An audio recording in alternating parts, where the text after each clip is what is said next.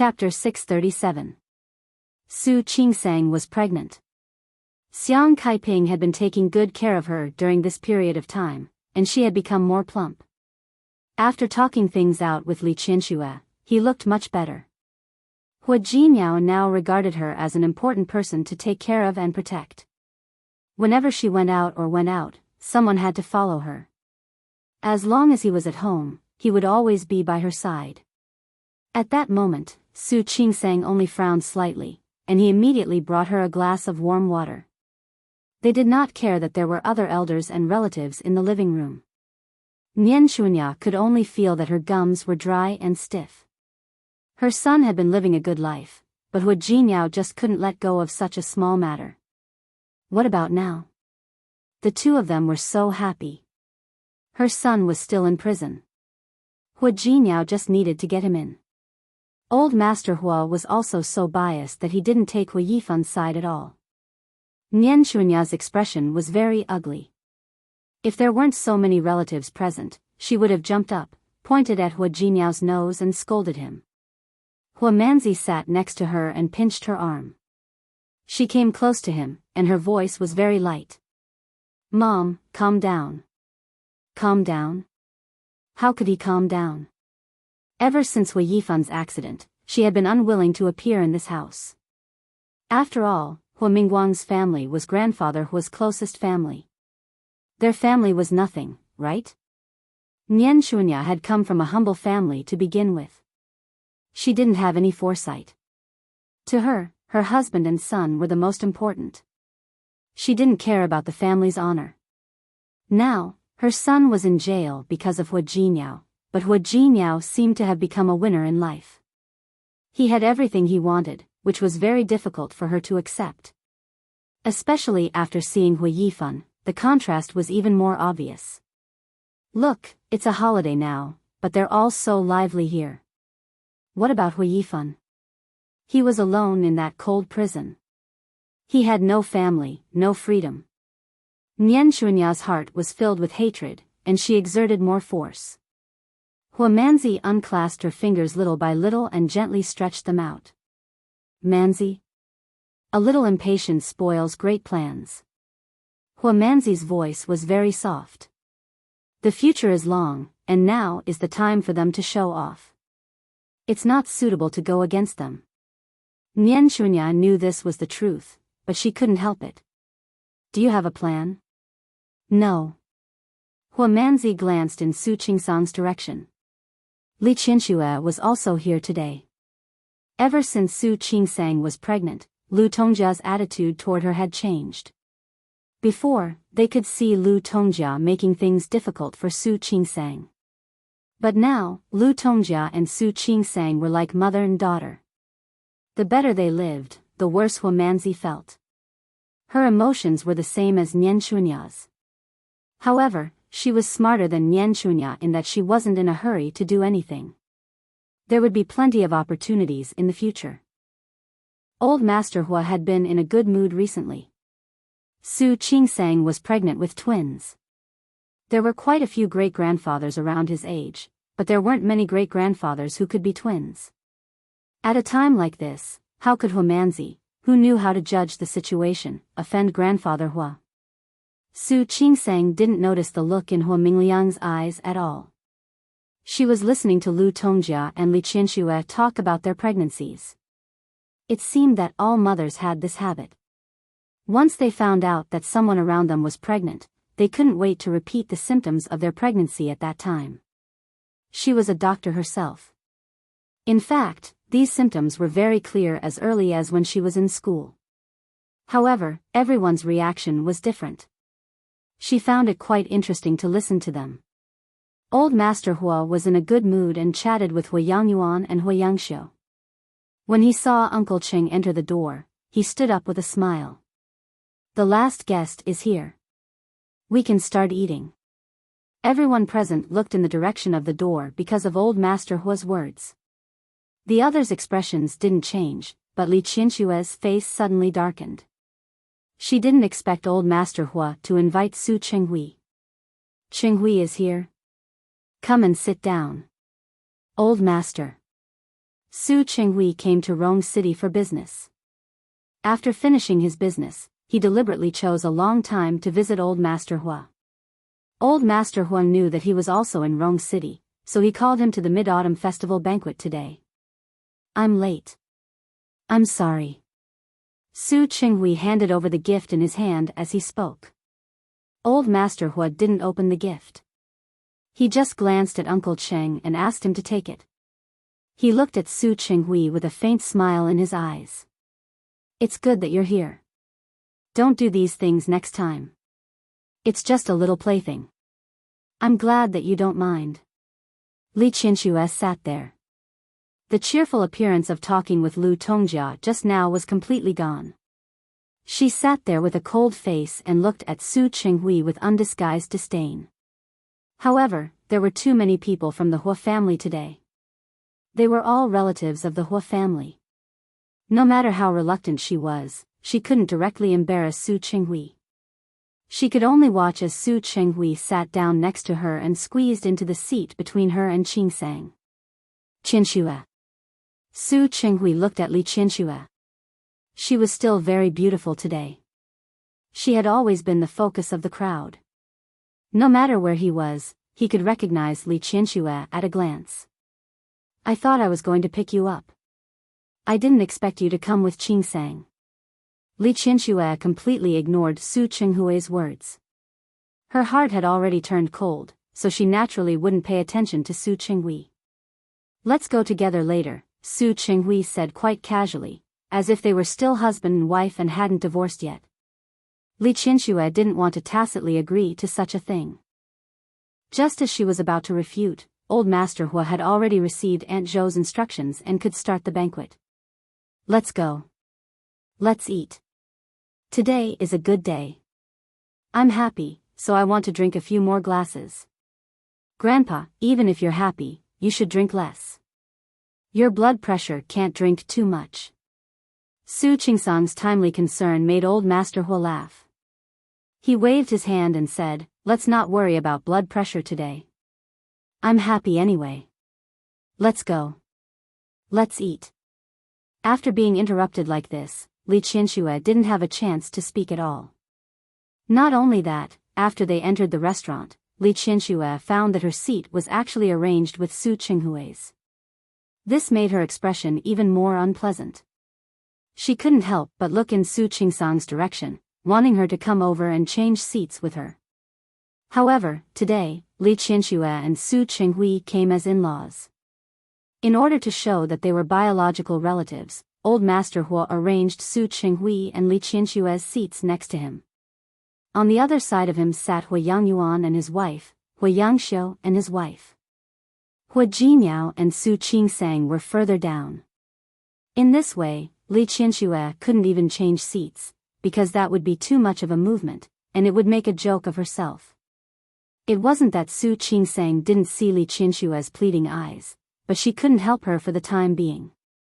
Su Qingsang heard Zhang Yichen's name when Old Master Hua was talking to Hua Yangxiu and his wife. Hua Yangxiu was full of helplessness when she talked about her youngest son. Some time ago, Zhang Yichen volunteered to be an instructor at a newly established base. It was estimated that he wouldn't be back for 2 or 3 years. I don't know what's wrong with him. It's said that he trains for more than 10 hours every day. Those new soldiers are miserable under his training. What nonsense are you talking about? Zhang Xinghua glanced at her disapprovingly. It's a good thing that our son is ambitious. If those people can't endure it, they will naturally be eliminated. If they can endure it and make a name for themselves, they are the talents we need. Yes, you're right. I'm just worried about my own son, okay? Su Qingsang turned her face at the right time and looked at the piece of fish that Hua Jinmiao put into her bowl. It's very tender. Try it. Okay. She still felt a little nauseous these days, but at least she didn't throw up anymore. She also knew that as the months went on, it would be more and more torturous. Hua Jinmiao looked at Su Qingsang's eyes. It seemed that she didn't hear what Hua Yangxiu said at all. He didn't expect Zhang Yichen to go so far away, but it was good. He believed that when Zhang Yichen came back, his child would be born. By then, maybe he would already have a woman he liked. Su Qinghui saw what Hua Jinyao was doing and put a piece of fish into Li Qianshua's bowl. Li Qianxua looked at the piece of fish and resisted the urge to pick it up and throw it at Su Qinghui's face. She gritted her teeth and glared at Su Qinghui with a warning look. Su Qinghui acted as if he didn't see it and put another shrimp into her bowl. This shrimp is good. Try it. I have hands. There were other members of the Hua family around her. Li Qianxua didn't want to lose her composure, and she couldn't. She lowered her voice and the warning look in her eyes became more and more obvious. I can eat it myself. I know you have hands. But I just want to pick up food for you. Can't I? Su Qinghui found that he was really smart. He knew to visit old Master Hua a few days ago. It was such a rare opportunity today. God knew that he hadn't eaten with Li Qianxua since the divorce. He thought that he was affectionate, but Li Qianxua almost wanted to throw up. She couldn't pick up the food in her bowl and throw it at Su Qinghui's face. She could only force herself to ignore it. When Su Qinghui put the food in her bowl for the third time, she clenched the chopsticks in her palm. Su Qinghui, that's enough. She leaned close to his ear, and her low voice couldn't hide her anger at this time. Don't think that I won't fall out with you. Su Qinghui showed a rare faint smile. He turned his face and looked at the anger in Li Qianshua's eyes. Look at the woman he liked. She was so beautiful even when she was angry. If I remember correctly, you've already fallen out with me. Li Qianshua's face was red, but she couldn't lose her temper. Su Qinghui stopped when he was ahead and finally stopped picking up food for her. This meal was very uncomfortable for Li Qianxua. However, old Master Hua turned his head to talk to her from time to time and asked about old Master Li's situation. Li Qianxua could only cheer up and answer. Su Qinghui also said a few words on the side. Obviously, old Master Hua thought that they were going to get married again. They were young people. They quarreled and reconciled. Wasn't that how life was? Those who knew the inside story thought that the two of them were going to get married again. Those who didn't know the inside story always thought that they were a loving couple. Li Qianxua didn't have the chance to explain it all. Soon, someone held a glass of wine and toasted the two of them. After all, they were in-laws of the Hua family. Seeing old Master Hua's attitude, when other people came to toast, they all toasted Li Qianxua and Su Qinghui. This made Li Qianxua more and more uncomfortable. When it was almost time to end, she told Su Qingsang that she wasn't feeling well and had to go back to rest. Why go back? If you're tired, just rest here. Old Master Hua waved his hand and directly made the decision for them. There are many guest rooms anyway. Tongjia, have you arranged everything? Don't worry. Dad, everything has been arranged. Lu Tongjia was a qualified mistress of the Hua family. These small things were nothing to her. Li Qianxua wanted to refuse, but Lu Tongjia had already taken her upstairs to the guest room. If you drink too much, go up and rest for a while. Today is the Mid-Autumn Festival, and we still have to admire the moon at night. You can rest for a while. Later, we'll go to the garden in the back together. I have a few datura flowers that are blooming well. There are also new chrysanthemums. The first batch has also bloomed. We can admire the moon and chrysanthemums later. Li Qianxua couldn't refuse. After entering the door, she had to rest for a while. She was woken up by the ringtone when she was in a daze. When she opened her eyes and saw Su Yusen's name displayed on the screen, she answered the video call from him without hesitation. Mom. Happy Mid-Autumn Festival. This time, old Master Li went to spend the Mid-Autumn Festival with Su Yusen, so Li Qianxua came to Rong City to accompany Su Qingsang. It was the first time Su Yusen had left home, and the first time he hadn't spent the Mid-Autumn Festival with Li Qianxua. Happy Mid-Autumn Festival. Li Qianxua was in a daze and didn't know what time it was. She sat up. Her voice was a little hoarse after drinking a little. She was about to get up to find a glass of water. There was really a glass of water in front of her. Li Qianxue took it and drank half of it before she realized that the glass of water was actually brought over by Su Qinghui. At the same time, Su Qinghui's figure appeared on Su Yusen's screen. The person on the other side of the screen could see everything clearly. Dad? When Su Yusen saw Su Qinghui's figure, he was stunned. What was going on? Why was Su Qinghui and Li Qianxue together? The two of them were in the same room, and looking at Li Qianxue, it was obvious that she had just woken up. Su Yusen was no longer that naive boy who didn't know anything. He knew what it meant for a woman to wake up in bed with a man next to her. Yusen, happy Mid-Autumn Festival. Compared with Li Qianxue's stunned expression, Su Qinghui seemed much calmer. Are you alone? No, with Grandpa. Old Master Li was sitting behind Su Yusen, so he naturally saw Li Qianxue and Su Qinghui. Qinghui, you, in such a situation, anyone would misunderstand. Dad, Yusen, it's not what you think. How could Li Qianxue let such a misunderstanding happen? She was anxious to explain. She was a little excited and almost couldn't hold the glass in her hand. Su Qinghui took it in time and put it aside. Looking at it now, the two people on the other side of the screen were more likely to misunderstand. Then what is it? Su Yusen looked at Li Qianxue's hair, which was a little messy because of her sleep. Mom, are you going to remarry? No. Li Qianxue answered quickly. Who was going to remarry Su Qinghui? She hated him and couldn't wait to dislike him. Qianxue? Old Master Li wasn't blind just now. He saw clearly that his daughter wanted to drink water, and Su Qinghui poured water for her. It was obvious that they were very familiar with each other, and their coordination was very good. It was as if the two of them often did this. Li Qianxue said that she was going to Rong City to see Su Qingsang, but he didn't expect that she would go with Su Qinghui. It was really surprising. Dad, don't ask. It's really not what you think. I'll explain to you when I come back. After saying this, Li Qianxue looked at Su Yusen. Yusen, take good care of Grandpa. I'll fly to see you in 2 days. Okay. Su Yusen nodded. Li Qianxue quickly hung up the phone and turned to face Su Qinghui.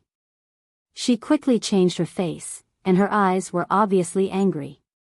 Why are you here? What do you think? Su Qinghui sat down next to her and watched as Li Qianxue's body moved back a lot because of his movements. This is the guest room of the Hua family, and we are husband and wife. Of course, they arranged for us to be in the same room. Who's husband and wife with you? Li Qianxue didn't accept this excuse. We're already divorced. It doesn't matter anymore.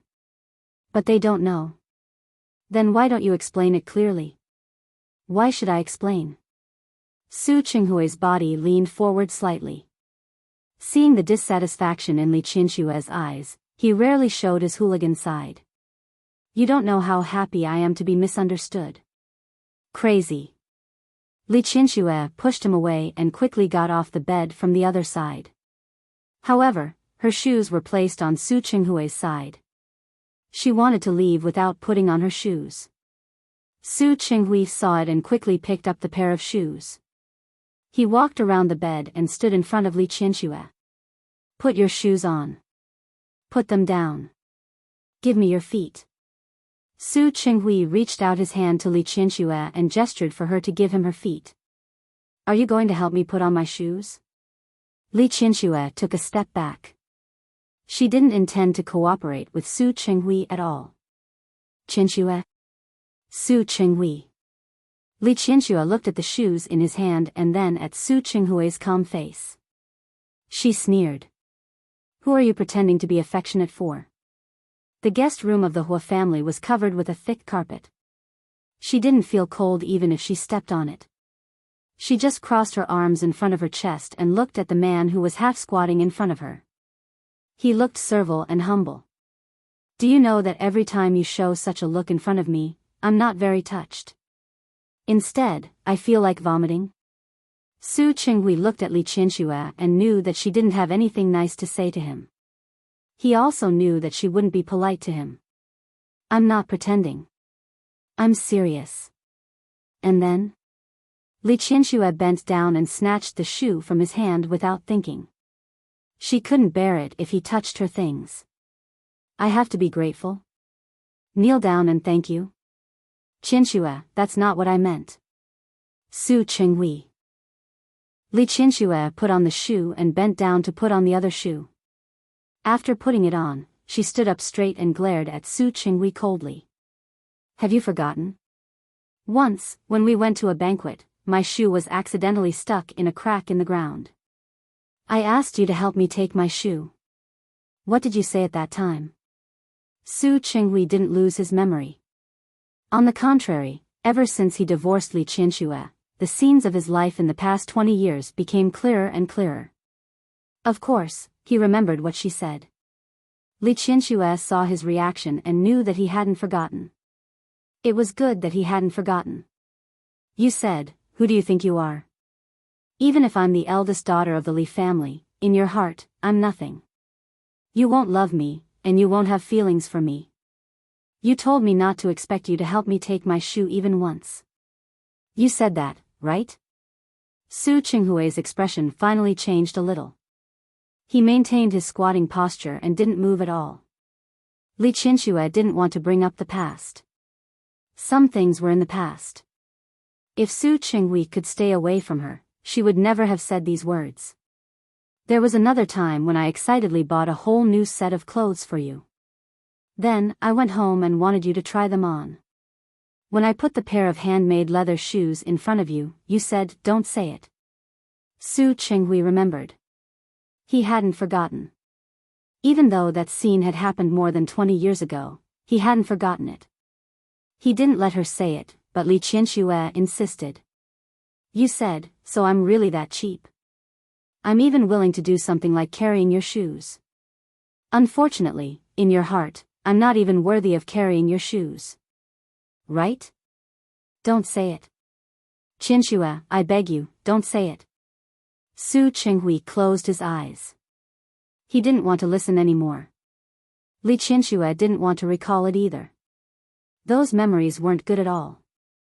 After tearing apart the first layer of skin, all that was left were the ugly and embarrassing memories of devastation. All right, if you don't want to say it, then don't say it. Anyway, I believe in your memory, and I won't let you lose your memory. Do you know? Yesterday, Qingsang asked me if I had forgiven you. She asked me if I hated you so much because you changed her and Su Peijian's identities. Do you know what I answered her? I told her. No. At least not completely. Knowing that you changed their identities was just the last straw that broke the camel's back for me. For more than 20 years, your sarcasm, indifference, and sarcasm towards me have been stabbing me in the heart time and time again. Su Qinghui, it's been 26 years. From the moment I fell in love with you until now, I've spent more than 26 years on you. Now, can I beg you? Can you be magnanimous and let me go? After all, I'm not young anymore. I'm no longer a little girl in her early 20s. I really don't have the energy to play this kind of game with you. I love you, but you don't love me anymore. I'm in my 40s and almost 50 years old. I can't afford to mess around. I don't want to mess around either. Please stay away from me in the future. Chapter 638. Here. Li Qianxue pointed to the position of her heart. Her voice was very soft, and there was determination in it. It used to be hot, and it used to be warm. But now it's cold, dead, and broken. There's nothing left. All of this is because of you, Su Qinghui. So don't think about what you can do to move me. Don't think about asking me to forgive you and give you a chance to start over. Because I have no heart anymore. Su Qinghui couldn't speak. He lowered his head, and the part of his forehead that was covered by his hair blocked his eyes. His expression couldn't be seen. His body was extremely stiff, and he maintained a half-squatting posture without moving. Only his tightly clenched fists revealed some of his emotions. Li Qianxue didn't look at him. Some things were in the past. She didn't want to say it. She was proud. She had once put down her pride in front of Su Qinghui. She had made herself humble and ingratiating. She had once put down all her dignity to love Su Qinghui. She had loved him for 26 years. She had no self, no dignity, and even no bottom line. That wasn't her. It wasn't the real Li Qianxue. Now she refused to remember. She wanted to be herself. That proud, arrogant, and superior Li Qianxue. Forget it. Don't mention it. In the end, she still lost control. She wouldn't admit that Su Qinghui had the ability to make her lose control. She hoped that this would be the last time and that it wouldn't happen again. Today, she really couldn't control herself because she had drunk a little. She admitted that she had grievances in her heart, and it was a considerable amount of grievances. She did hate Su Qinghui, not only because he replaced Su Qingsang and Su Peijian's identities, but also because he didn't love her. What she hated the most was that he used her love to hurt her unscrupulously. He used her love for him as a weapon to hurt her. No one would be able to persevere if their sincerity was constantly betrayed and hurt. Those years were too difficult for her, and it was too painful. She didn't want that anymore. She slowed down her breathing and calmed herself down. She picked up her bag and left. She asked Su Qingsang to arrange a car to take her home. She would rather go back to Hua Jinyao's apartment and spend time with Su Qingsang than see Su Qinghui's face, which was pretending to be affectionate. The door opened and closed. Su Qinghui lost his strength and sat on the carpet. He didn't lose his memory. He remembered what Li Qianxue remembered. He knew everything he had said and done. Li Qianxue's words only made him understand once again that if he really wanted Li Qianxue to forgive him, it was a goal that would be difficult to achieve no matter how much effort he put in. Or perhaps he would never be able to make Li Qianxue forgive him in this lifetime. His eyes were a little sore and dry. Su Qinghui lowered his head and covered his eyes tightly. The sour feeling came from the regret and reluctance in his heart. He knew that Li Qianxue would not forgive him so easily. But what was he going to do? He really didn't want to let go. Li Qianxue didn't sleep well that night. Maybe it was because of the alcohol, or maybe it was because of other reasons. She had a dream that night. The dreams that came one after another made her feel uncomfortable. She woke up after 6 o'clock. When she woke up, Li Qianxue couldn't sleep anymore. After thinking for a while, she went in the direction of the kitchen. For her, taking care of her daughter was much more important than being involved with Su Qinghui. Standing in front of the refrigerator, Li Qianxue stared at the food inside and was stunned for a moment. The last time she cooked seemed to be more than 20 years ago. At that time, she believed in the books that if she wanted to capture a man's heart, she had to capture his stomach first. Therefore, she specially bought a lot of recipes to study, from the 8 major cuisines to home-cooked side dishes to healthy soups. At that time, she spent a lot of effort on cooking. Unfortunately, perhaps because of her limited talent, the food she cooked could only be described as terrible.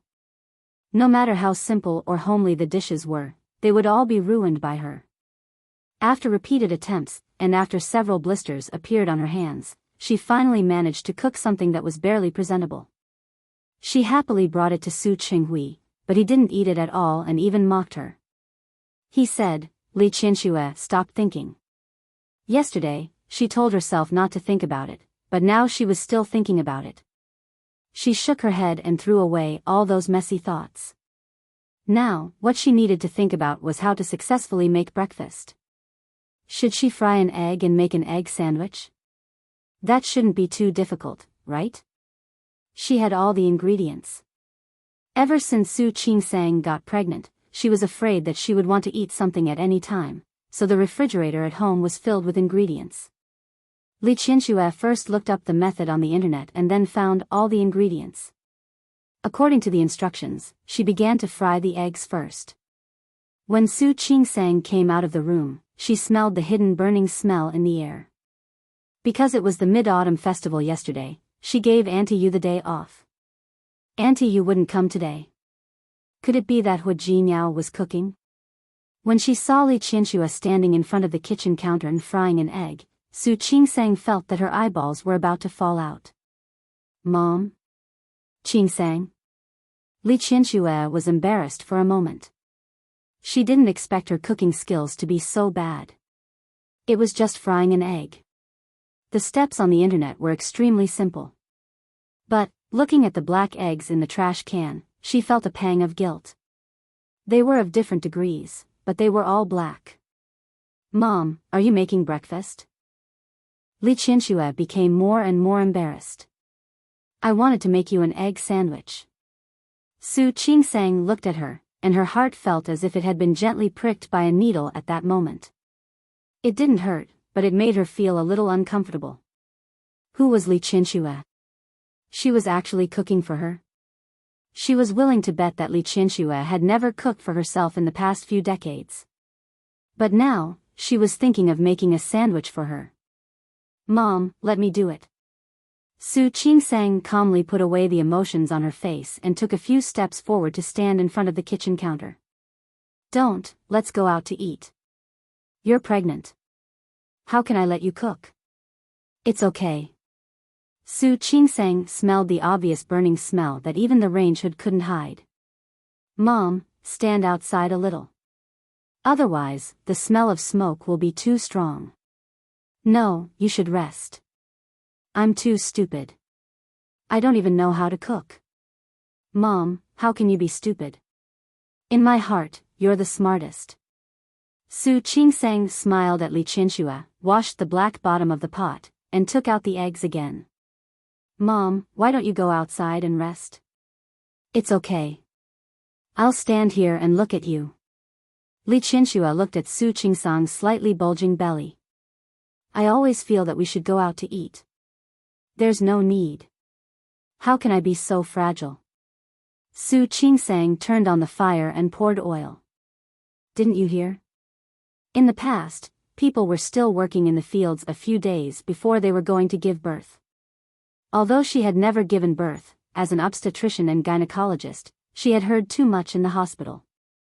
Many mothers-in-law or mothers liked to tell their daughter-in-law or daughter how hard they had worked back then and how happy they were now when they gave birth. That was in the past, and now is now. Li Qianxue watched Su Qingsang put the eggs into the pot nimbly. It was the same process, but Su Qingsang's movements were smoother than hers. Mom, when you fry this egg, don't turn the fire too high. Just turn the fire to medium. Fry this side first. When you feel that the bottom is golden brown, it's almost done. Then, turn it over. It won't take too long. When the egg is old, it won't taste good. As she spoke, Su Qingsang had already fried the egg. She scooped it out and continued with the second one. At the same time, she turned around and put the toast into the oven. This is cooked, right? Yes. Su Qingsang nodded. But if you roast it, it will taste better later. I like to eat it this way. As Su Qingsang spoke, she continued to fry the second egg. It was just turned over. Li Qianxue blinked. Qingsang, you're amazing. This really isn't amazing. Su Qingsang smiled. She was a little embarrassed by Li Qianxue's exaggerated praise. It's just the simplest. But I don't even know how to do the simplest. But Mom, you know how to make money. As Su Qingsang spoke, she had already fried the second egg. She chatted with Li Qianxue while her hands didn't stop moving. Look, the Li Corporation is so big, and there are so many things to do. Mom, you can still do so well. If it were me, I definitely wouldn't be able to do it. That's because you didn't learn. If you learned, you would also be able to do it. Not necessarily. Mom, don't think too highly of me. I really don't have that talent. Su Qingsang made all 3 sandwiches, then cut the first one into 4 pieces and placed them. Okay, another glass of milk. It's done. Try it. Li Qianxue sat down, tasted it, and nodded heavily. Delicious. Qing sang, your cooking is so good. You're the one who doesn't mind. Su Qingsang sat down as well. Just as she took a bite, Hua Jinyao came back. He was used to running in the morning every morning. He didn't go when Su Qingsang's morning sickness was the most serious. Recently, Su Qingsang became sleepy again, and she didn't have morning sickness anymore, so he resumed running in the morning. He was carrying the breakfast he had just bought in his hand. When he saw the sandwich on the table, he looked at Su Qingsang. Didn't I say that I would buy breakfast today? Why did you do it yourself? Don't you think it's too smoky? I'm just making a sandwich. How can there be smoky smoke? Su Qingsang never thought of herself as too delicate. Li Qianxue couldn't help but defend Su Qingsang. It's my fault. I thought I was going to make breakfast for Qingsang. I didn't expect that I would fail and have to let Qingsang clean up the aftermath. Mom. Su Qingsang interrupted her. Why am I the one who's cleaning up the aftermath? You're the one who gave me a chance to perform. Otherwise, I'll forget all my cooking skills next time. You. Li Qianxue didn't know if it was because they had talked it out, but she could really feel that Su Qingsang's tone was much more casual when talking to her. She was a little happy and a little emotional. No matter how unruly Su Qinghui was, her daughter was a good one. Then wouldn't the breakfast I bought be wasted? What's there to waste? Don't we still have you? After breakfast, because it was still a small long holiday, Su Qingsang suggested to Li Qianxue that they go shopping. Li Qianxue was also very interested. However, she looked at Su Qingsang's stomach worriedly. Are you okay? You really don't have to treat me like a doll. I'm in good health. As Su Qingsang spoke, she even made a fist gesture. Li Qianxue smiled.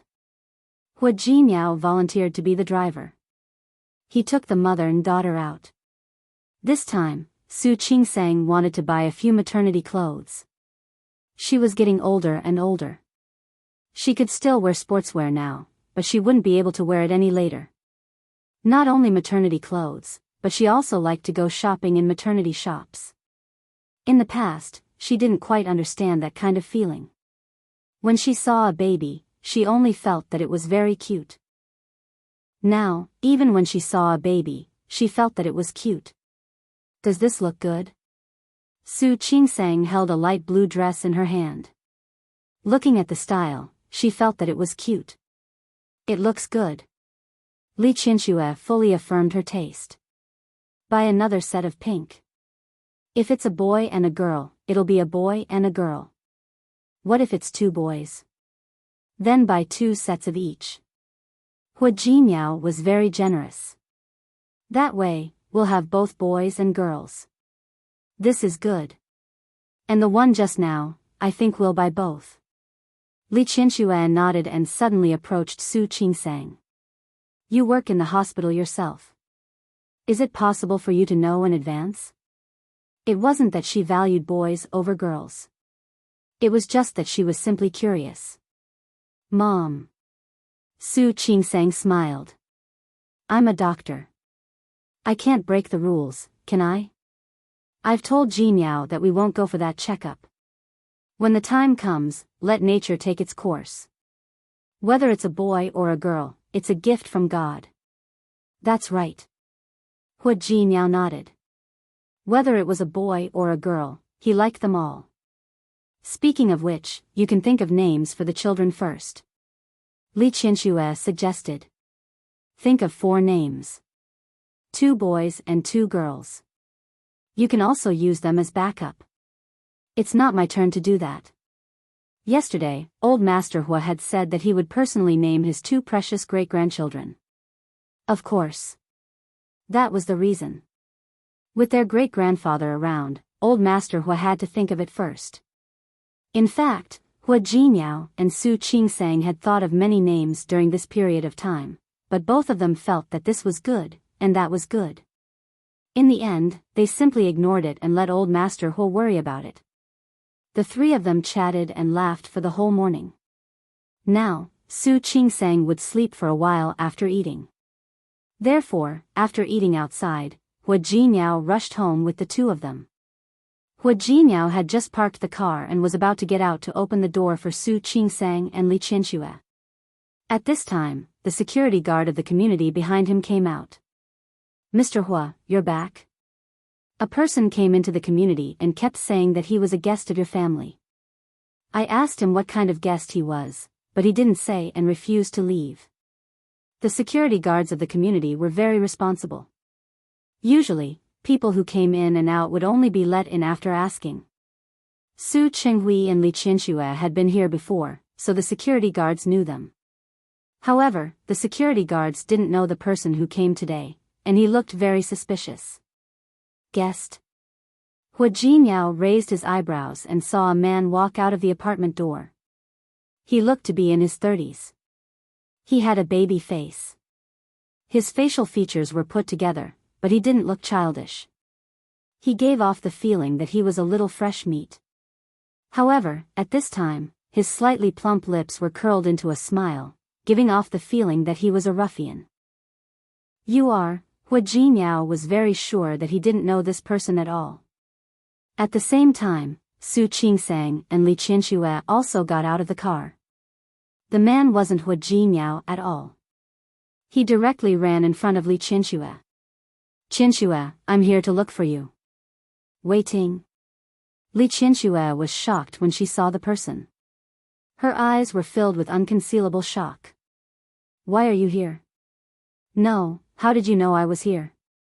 The smile on the man named Wei Ting's face became brighter and brighter. He shook the phone in his palm. "Qianxue, have you forgotten what I do? I located your phone yesterday. I flew all the way here to look for you this morning. How is it? Are you touched?" What was there to be touched about?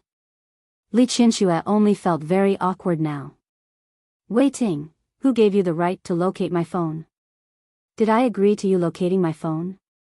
Also, what do you want to do? Are you angry? Don't be angry." Wei Ting put away the smile on his face. It more or less gave people the feeling that he was a little frivolous and indecent.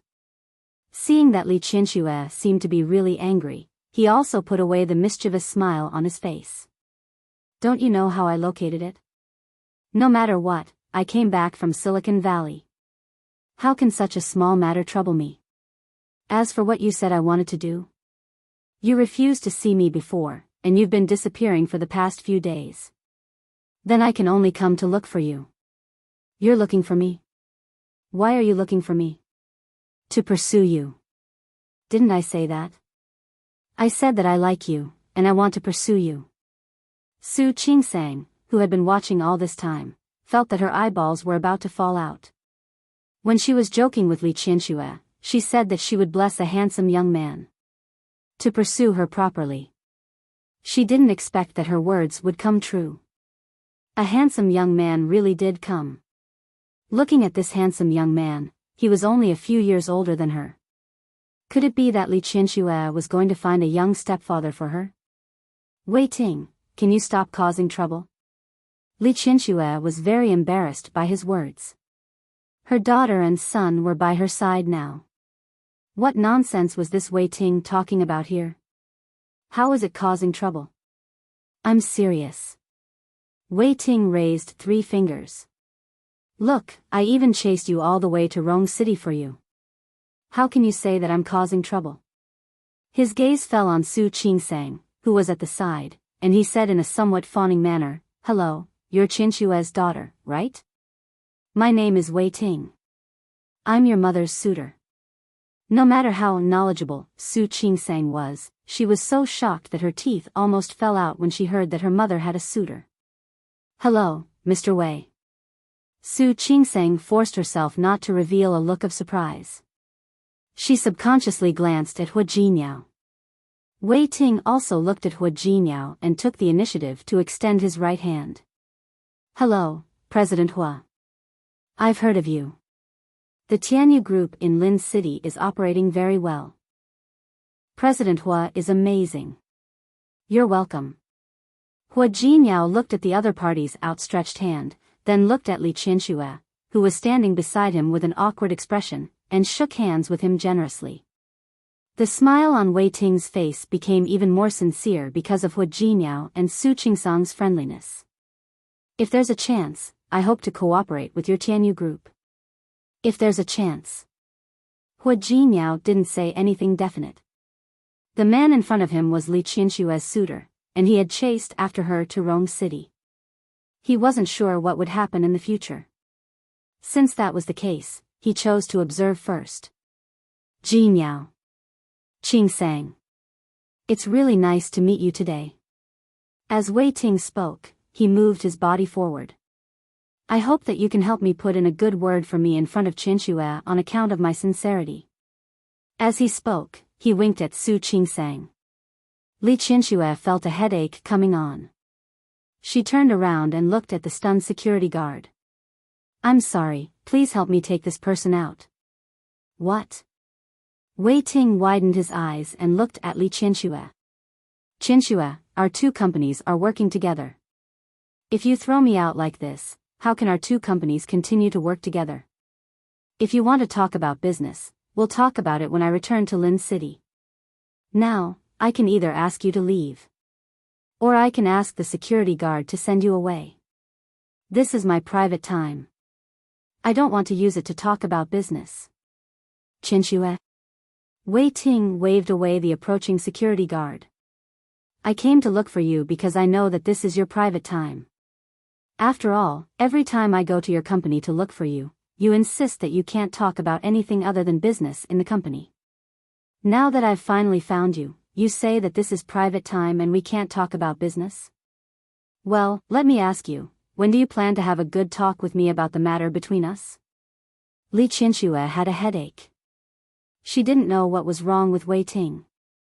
Because the two companies were working together, after meeting him twice, Li Qianxue had more contact with him.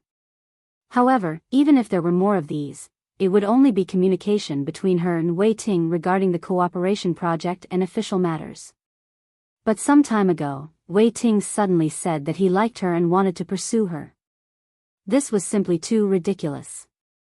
Li Qianxue wouldn't believe it at all. In her opinion, Wei Ting was just bored and wanted to look for her as a pastime. He had the leisure, but she didn't want to cooperate. She was too busy carrying forward the Li Corporation. How could she have the time to care about these romantic affairs? It's impossible for me to be with you, and there's nothing to talk about. You can go. Don't do this next time. He chased her all the way to Rome City without even asking. In her opinion, it wasn't sincerity, but harassment. Especially since he had even located her phone. This was simply intolerable. What's not possible? Why is it not possible? Wei Ting took a few steps forward and stood in front of Li Qianxue again. Why is it not possible? You haven't even talked to me, and you already say that I can't do it. You should at least talk to me for a while before coming to a conclusion, right? I don't need to talk to you for a while. I can tell you now. Of course it's impossible for us. First, I'm divorced, and according to your own words, you haven't even had a girlfriend. Second, as you can see, my daughter is pregnant, and I'm about to become a grandmother. And you're still so young. How do you think we can be together? It's a good thing that you want to be a grandmother. What does it have to do with me wanting to be with you? Li Qianxue had an inexplicable headache. She, who hadn't slept well to begin with, felt even more tired now. She didn't want to explain. It's not suitable. You can go. Chapter 639. Su Chenghui. Why is he here? How much did he hear? Li Qianxue subconsciously frowned, but she stood there without moving. Su Chenghui had booked a plane ticket back to Lin City in the afternoon. He knew that Li Qianxue wouldn't go back so soon. After thinking about it, he decided to visit Li Qianxue before he left. After what happened yesterday, He knew how much Li Qianxue hated him now. But he couldn't help but want to see her again. Even if he didn't say anything, just looking at her was good enough. However, Su Qinghui didn't expect that he would see such a scene. Li Qianxue actually had a new suitor, a suitor who was only a few years older than her daughter. In fact, over the years, there had been many men who had expressed their admiration for Li Qianxue in the business world. But at that time, she was married. Now, Li Qianxue had divorced him. For the first time, Su Qinghui realized that if Li Qianxue wanted to, it was very likely that she could end her single life at any time. This was not a good feeling. He had a feeling that Li Qianxue was getting further and further away from him, and it was getting harder and harder to catch up with her. The moment Li Qianxue saw Su Qinghui, Wei Ting also saw him. As Li Qianxue's suitor, of course, he had found out about Li Qianxue's situation. He had seen Su Qinghui before. As a tech upstart, even if he didn't know much about the upper-class society of Lin City before, if he really wanted to, there was nothing he couldn't ask. What's more, Li Qianxue had previously announced that she was cutting off her mother-daughter relationship with Su Peijian. Wei Ting could casually investigate and he would be able to find out. Li Qianxue and Su Qinghui had been married for more than 20 years. No matter what the process was, they were divorced. Wei Ting's footsteps moved in Li Qianxue's direction without a trace. 1 step, 2 steps, 3 steps, he quickly stood next to Li Qianxue. Su Qingsang widened her eyes at the scene in front of her. She couldn't help but look at Hua Jinyao again. Hua Jinyao squeezed her hand and gestured for her to wait and see. Su Qinghui had come to see Li Qianxue, but now he didn't know what else to say. Li Qianxue's meaning was already very clear yesterday. No matter how much he said, it couldn't stop the two of them from drifting apart in the past 26 years. No, their hearts had never even been together. He looked at the young man who had boldly courted her. He was younger and braver than himself. He was able to chase her all the way to Rong City and openly express his feelings. In this regard, he was inferior to him. Su Qinghui had been very confident. He believed that as long as he persevered and made Li Qianxue understand his true feelings, sooner or later, she would be touched by him and forgive him. But now, he was suddenly a little uncertain. Could it be that before he could ask Li Qianxue to forgive him, she had already been with someone else? During the Mid-Autumn Festival, the temperature in Rong City wasn't low at noon. Su Qingsang was pregnant. After standing for a while, she felt unbearably hot. "Dad, why are you here?" Since Li Qianxue didn't speak, she could only speak first. "I came to see you," Su Qinghui said, but his eyes fell on Li Qianxue. "I've booked a flight this afternoon. I came to see you before I left." "Is that so? Do you want to go up and sit for a while?" Su Qingsang wasn't helping Su Qinghui, but she didn't really like Wei Ting, the man who suddenly appeared out of nowhere. She didn't quite agree with Wei Ting's decision to locate Li Qianxue's phone. "No." Su Qinghui clearly saw Li Qianxue's expression change because of Su Qingsang's words. She didn't welcome him, so why should he continue to stay? "I'm just here to see you. I'll leave after I see you." It wasn't that Li Qianxue didn't feel Wei Ting standing beside her. She resisted the urge to retreat to the side and let Wei Ting stand beside her. She saw the sadness in Su Qinghui's eyes, and she did feel a sense of pleasure. However, this kind of emotion came and went quickly. Since Su Qinghui had nothing to do with her anymore, why should she care about his feelings? Whether he was good or bad, it was none of her business. Although it seemed refreshing to use another man to make Su Qinghui suffer, she disdained it. So after Su Qinghui turned around, she took a step to the side. Wei Ting quickly turned around and stood in front of her. "Qianxue, did you just come back from shopping? Are you tired? Have you eaten? Why don't we go eat together?" The series of concerned questions made Su Qinghui stop in his tracks. Resisting the urge to turn around, he slowly walked out of the neighborhood. He needed time to think about what to do next. Li Qianxue took a big step back and pulled a meter away from Wei Ting. Wei Ting, I've eaten. Sorry, you can go eat by yourself. She could have agreed to go eat with Wei Ting to deal a blow to Su Qinghui. However, she really disdained to do so. Wei Ting's face darkened.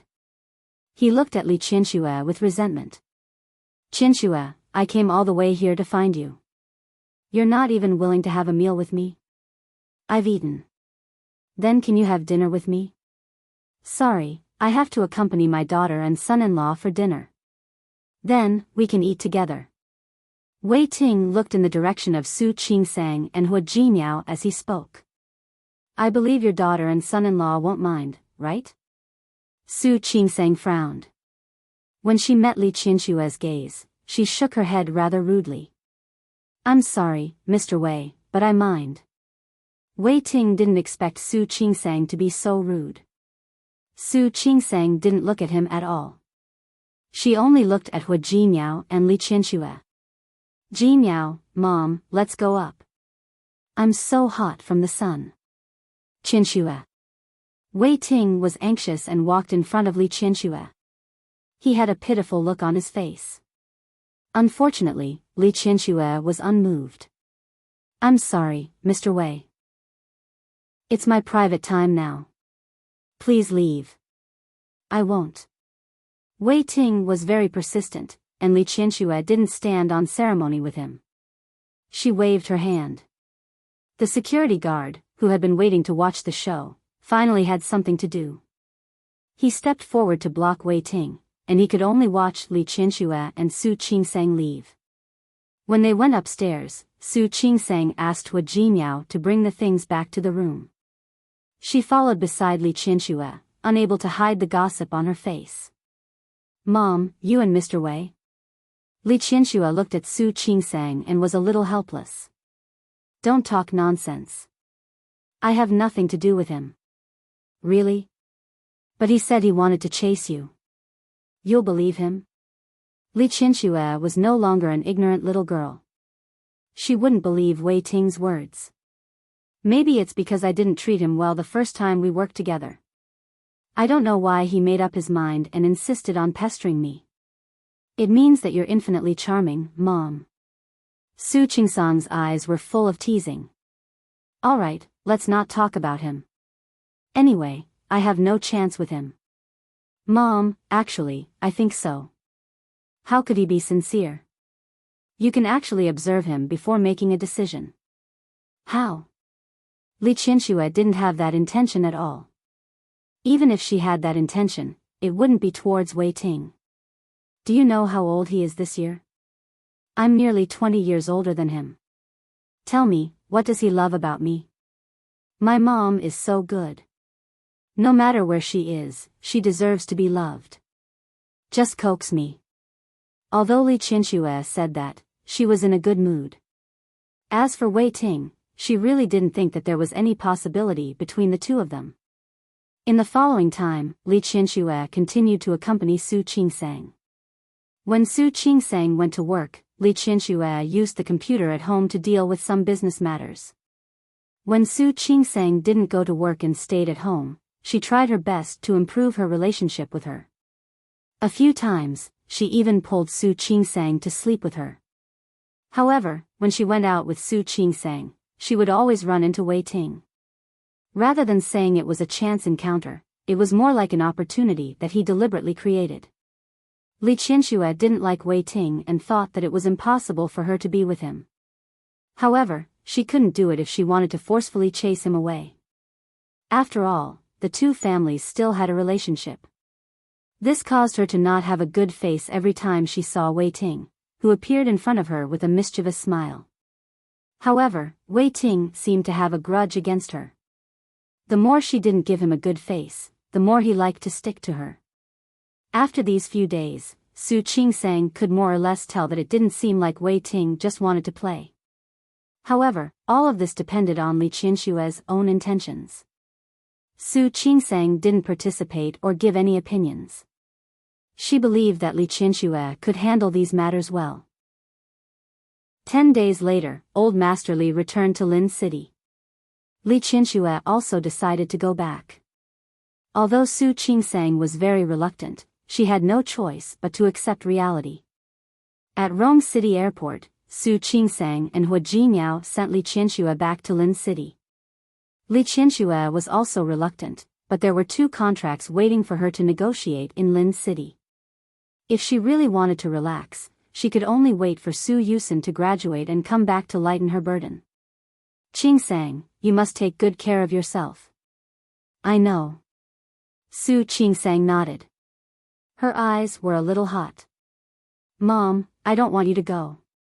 Silly girl. Li Qianxue blinked her eyes and suppressed the urge to cry. You're going to be a mother, so you can't be like a child anymore. You're pregnant now, so you're not like usual. Remember to take good care of yourself. I will. Besides, there's still Hua Jinyao. Mom, don't worry. I'll definitely take good care of Qingsang. If you don't take good care of her, I won't let you off. Li Qianxue glared at Hua Jinyao threateningly. When she looked at Su Qingsang again, she held her hand and was about to say a few more words when she saw Su Qingsang slowly approaching behind Hua Jinyao from the corner of her eye. Why was he here again? He was really haunting her. Li Qianxue's brows were tightly furrowed as she watched Wei Ting walk in front of her. Hi, Qianxue, what a coincidence. After he finished joking with Li Qianxue, he greeted Su Qingsang and her husband. No matter what, he had to please his future daughter and son-in-law. His attitude was still very important. Li Qianxue didn't believe that there was such a coincidence. Wei Ting, did you locate my phone again? Qianxue, you've really wronged me. This time, I really didn't locate your phone.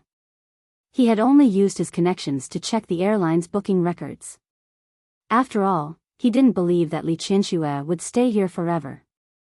Since she had to go back sooner or later, she naturally needed to book a plane ticket. How smart was he? I just happened to be going back to Lin City. Look, aren't we fated? I don't think so. Li Qianxue wasn't a young girl who knew nothing. She was sure that Wei Ting must have done something. If you want to go back to Lin City, go ahead. I'm not going back. Then where are you going, Qianxue? Do I need to report to you where I'm going? Of course not. Wei Ting quickly waved his hand and looked at Li Qianxue with a fervent gaze. I just want to follow you wherever you go. You can treat me as one of your luggage. I don't have such a big luggage. Qianxue? Mr. Wei, please excuse me. I'm about to board the plane. It's okay, I'll go with you. Wei Ting fully displayed his experience that the thicker his skin was, the easier it was to chase after a girl. Li Qianxue's brows were tightly knitted. Who wants to go with you? I told you, I'm not going back to Lin City. That's great. I can change my flight. Anyway, I'm going with you. We can just treat it as getting used to the trip in advance. After Wei Ting finished speaking, he added 4 words, honeymoon trip. Wei Ting. Li Qianxue was in a hurry to get rid of Wei Ting. She didn't even say goodbye to Su Qingsang and left. If you continue to talk nonsense, I won't be polite to you. The 2 of them disappeared at the boarding gate. Su Qingsang turned to look at Hua Jinyao, her eyes full of shock.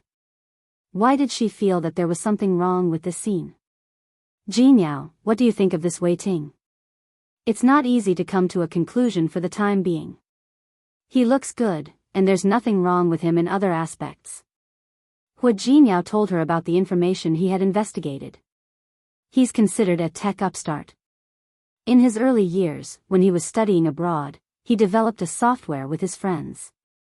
Then, that game software was sold at a fairly good price. After that, he used this money as a startup capital and set up his own company with his friend. The cooperation with the Li Corporation this time was also because they installed an internal software on all the computers in your mother's company. That's how they got to know each other. Is that so? These were all work-related matters. What Su Qingsang cared about the most was how a man behaved in private, how he handled himself, and most importantly, how his relationship was. I haven't found any of this for the time being. Hua Jinyao didn't have much information about Wei Ting. It was just what he had just said. I only know that he didn't seem to have a girlfriend when he was in Silicon Valley. His friends said that he kept his chastity like jade and was quite clean. That good? This Wei Ting didn't look young, right? He hadn't had a girlfriend before? This didn't make sense. Yes. Hua Jinyao nodded. At least that's what the information says. Further ahead, it will take time to find out his identity and experience. If you're worried, I'll ask Yang Wenchang to tell you the results in 2 days. Su Qingsang shook her head. There's no hurry. There's no sign of anything happening now. Besides, I believe in my mother's taste. You believe in your mother's taste? Hua Jinyao raised his eyebrows, his eyes a little uncertain. Just based on her taste in your father? Hua Jinyao, Su Qingsang raised her hand to pinch Hua Jinyao's arm. Hua Jinyao wrapped her hand in his palm. All right, let's not worry about your mother's relationship for the time being. Wei Ting's words just now reminded me of something. What? We've been married for more than a year, but we haven't had a honeymoon together yet. Su Qingsang blinked. Don't tell me that you want to take me on a honeymoon now. Can't I? Su Qingsang looked down at her belly, which was a little bigger than 2 days ago. Now? At this time? Are you sure? Didn't you always say that you're in good health and that there's no problem at all? Hua Jinyao felt that this suggestion was feasible. If you're willing, I'll take you out to play for a few days. Where to? Su Qingsang was really interested after hearing Hua Jinyao's words. Where do you want to go? Su Qingsang blinked. You don't want to go out, do you?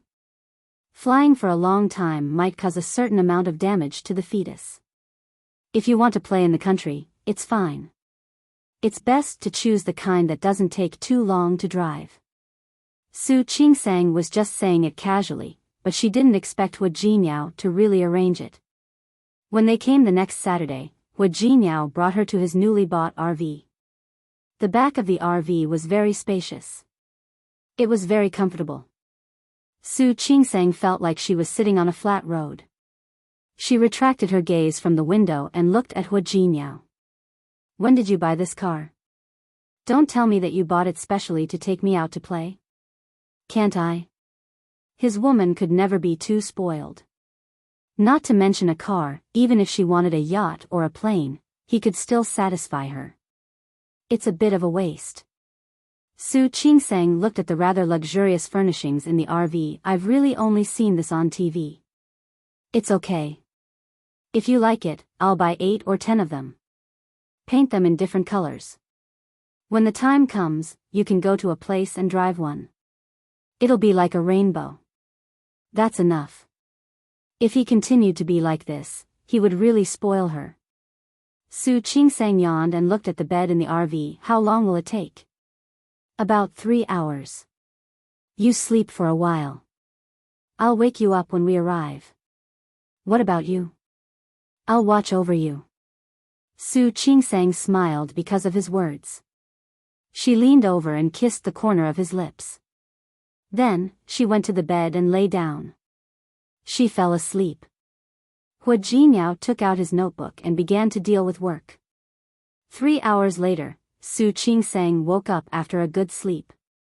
When she got up, she found Hua Jinyao sitting by the bed and looking at her. You're awake? We just arrived. We arrived? Su Qingsang sat up and looked out of the car window, but she found that she could see nothing but a white wall. Don't look. If you want to see, get out of the car. This is the parking lot. Su Qingsang nodded. Then wait for me. I'll change and tidy up. Okay. Hua Jinyao waited for Su Qingsang to get out of the car together. Only then did Su Qingsang realize that there was a 3-story villa in front of her. There were many kinds of flowers planted in the yard at the entrance, which looked quite beautiful and exquisite. She turned around and was about to talk to Hu Jinyao when she saw a car driving past on the road outside the villa. The open window allowed her to see the person sitting inside. Chapter 640. The car sped past in a flash. Su Qingsang looked at the familiar profile and subconsciously raised her foot to catch up with it. Before she could catch up, Hu Jinyao had already held her waist. What's wrong? Slow down. I think I saw a Mengwan. Su Qingsang looked at the silhouette of the car that sped away. She had a feeling that the side profile of the face sitting in the car belonged to Shi Mengwan. But shouldn't Shi Mengwan be in Lin City at this time? Moreover, she seemed to have seen another figure in the car. It looked like the back of a man. Shi Mengwan would be with a man? Shi Mengwan? Hu Jinyao glanced in the direction of the car. You must be mistaken. By the way, you still haven't told me where we are. Qingqing in the neighboring province. Su Qingsang nodded. She knew about Qingqing. It was next to the province where Rong City was located. It took about 3.5 hours to drive from Rong City. Qingqing had a deep cultural heritage, and later on, it developed very well. It could be considered a city that was both ancient and modern in the east. It was a 3-hour drive from Rong City, but it was still in the south and north of Lin City. Shi Mengwan was video chatting with her 2 days ago. How could she be here? Maybe I'm seeing things. Su Qingsang decided to call Shi Mengwan later. Her decision to come here was also temporary, so Shi Mengwan still didn't know. Everything about leaving Lin City with Hu Jinyao and coming to Rong City was great, except for the fact that she had to be far away from her family and friends. It made her feel a little lonely. At the same time, behind the extended Bentley that had just left, Shi Mengwan looked at Zhang Haoze, who was on the phone. There wasn't much of a smile on her face. She turned her eyes away from him. The environment of this villa was especially good, and it was also close to the city. The name was even more pleasing to the ear. It was called Cherry Blossom Manor. The people who developed this place had planted a large patch of cherry blossoms according to the latitude and climate of this place. There were cherry blossoms on both sides of the road. When spring came, cherry blossoms would fall on both sides of the road. It was very beautiful. Unfortunately, Shi Mengwan came at the wrong time. It wasn't the season for cherry blossoms. She couldn't see the cherry blossoms, and even if she could, she wasn't in the mood to appreciate them. Zhang Haoze's voice was in her ear. She could guess who the person on the other end of the phone was.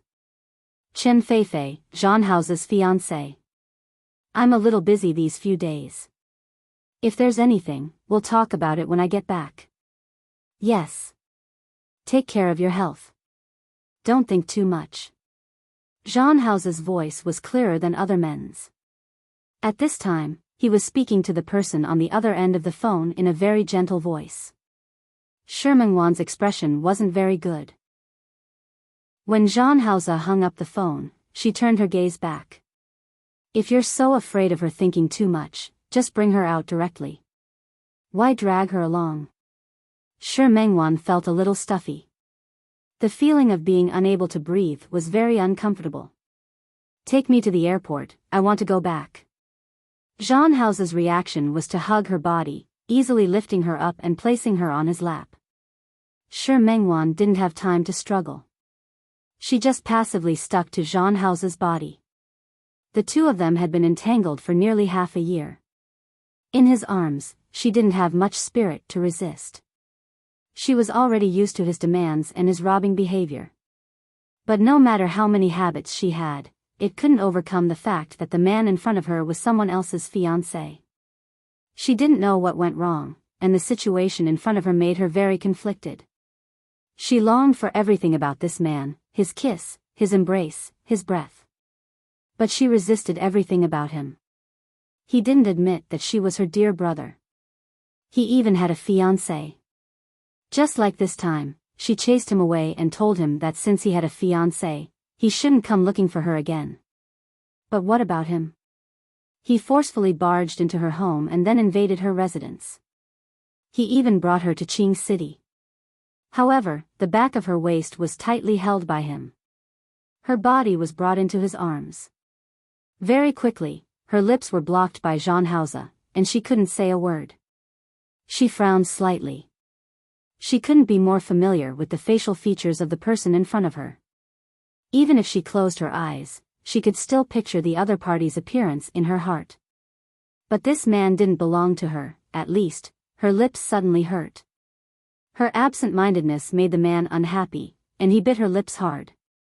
When she came back to her senses, Jean Hauser was staring at her face. His slightly narrow eyes had a gloominess that she couldn't understand. Before she could react, his hand had already reached for the hem of her clothes. The dark glass in the middle of the car had already risen. The driver in front couldn't see what they were doing behind. Shi Mengwan didn't want him to succeed in such a place, so she held his hand with both hands. Jean Hauser.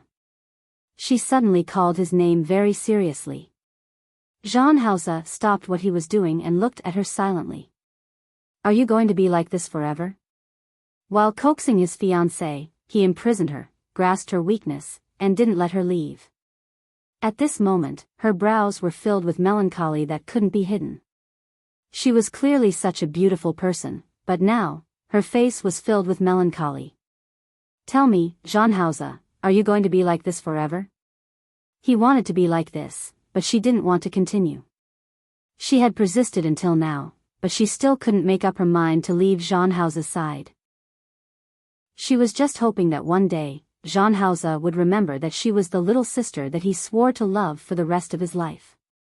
She waited for him to remember that he was the dear brother that she had made up her mind to always rely on. They used to depend on each other, and they used to be inseparable. But she lost him, and when she found him, he forgot who he was. That pair of eyes was too sad. Jean Hauser didn't want to look at her anymore. He raised his hand to cover her eyes, lowered his head, and kissed her lips again. He couldn't see her eyes, but in the next moment, he felt the wetness in his palm. Jean Hauser paused for a moment, but soon, he deepened his plunder. Su Qingsang stretched and looked at the cherry blossom avenue in front of her with a hint of regret in her eyes. If only we had come in April.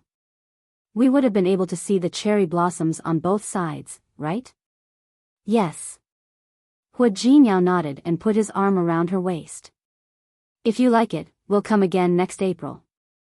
This villa was one of the best in the area, and there were 2 more villas inside.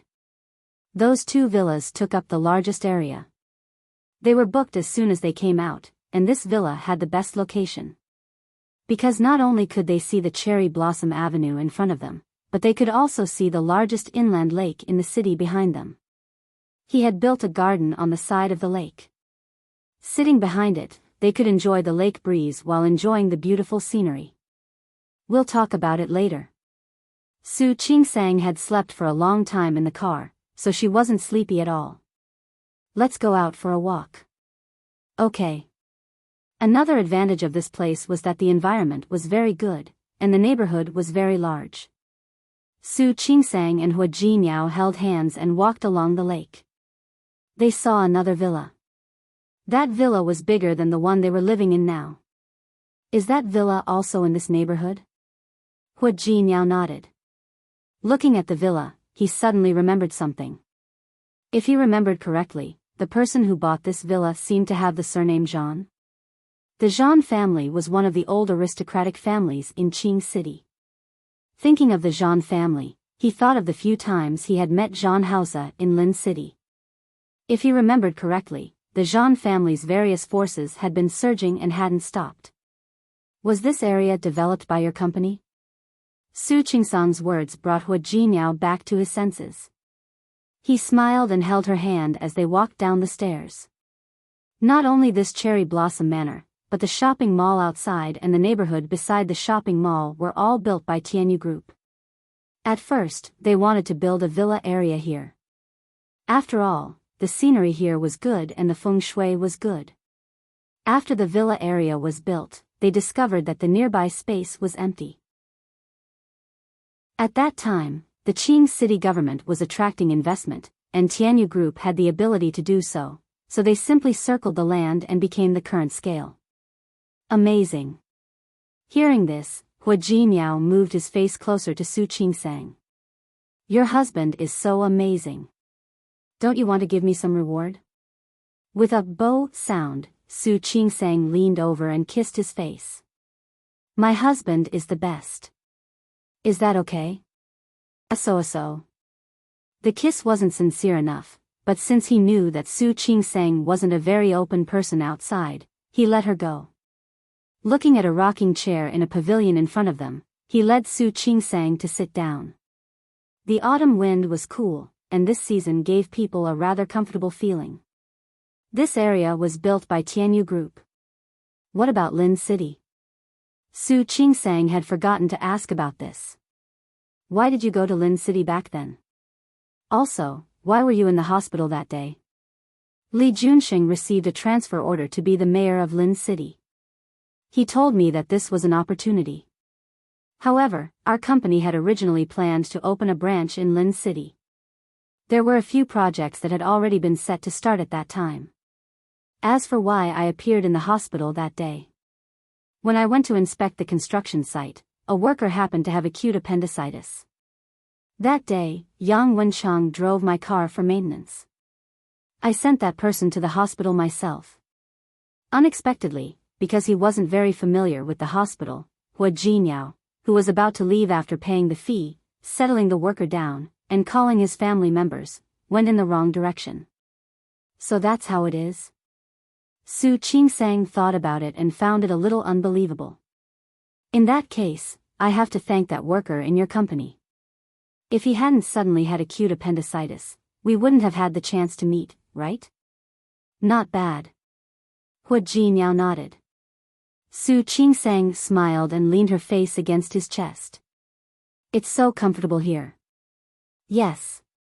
If you like it, we can come a few more times next time. Okay. Su Qingsang nodded. She really liked it here. Closing her eyes, she could smell the osmanthus flowers in the air. Are osmanthus flowers planted here? Yes.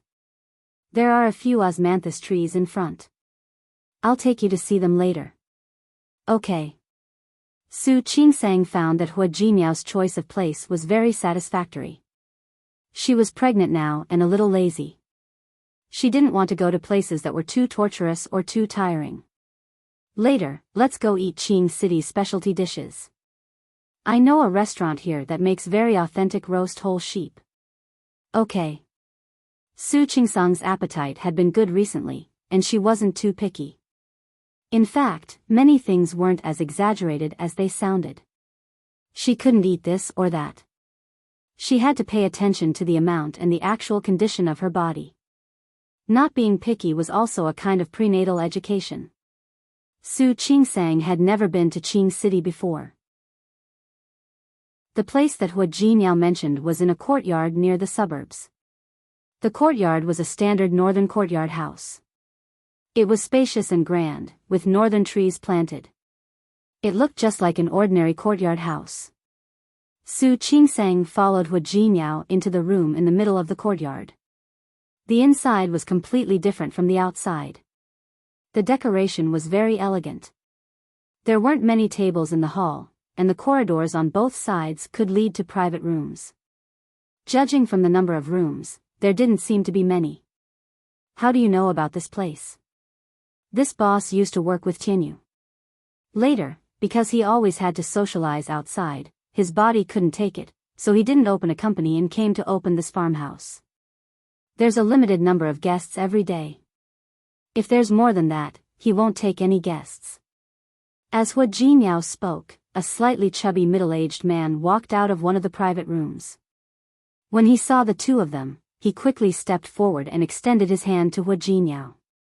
President Hua, how rare. You actually have time to come here.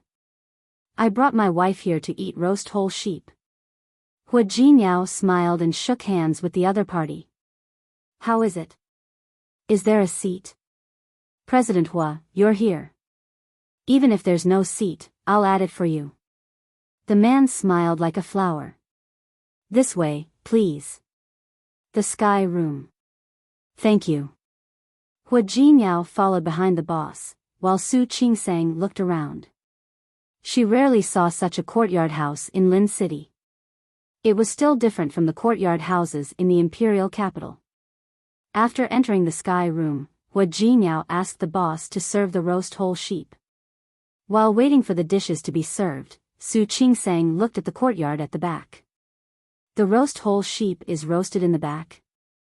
Yes. Directly roasted? Yes. Do you want to see it? Su Qingsang really wanted to see it. She nodded and Hua Jinyao led her out. After leaving the private room, a waiter served the dishes to a private room in front. The moment the waiter entered the door, Su Qingsang and Hua Jinyao happened to walk inside. She saw that the person who came out of the room was very familiar. It was Zhang Haoze. She was stunned for a moment. Zhang Haoze was very tall.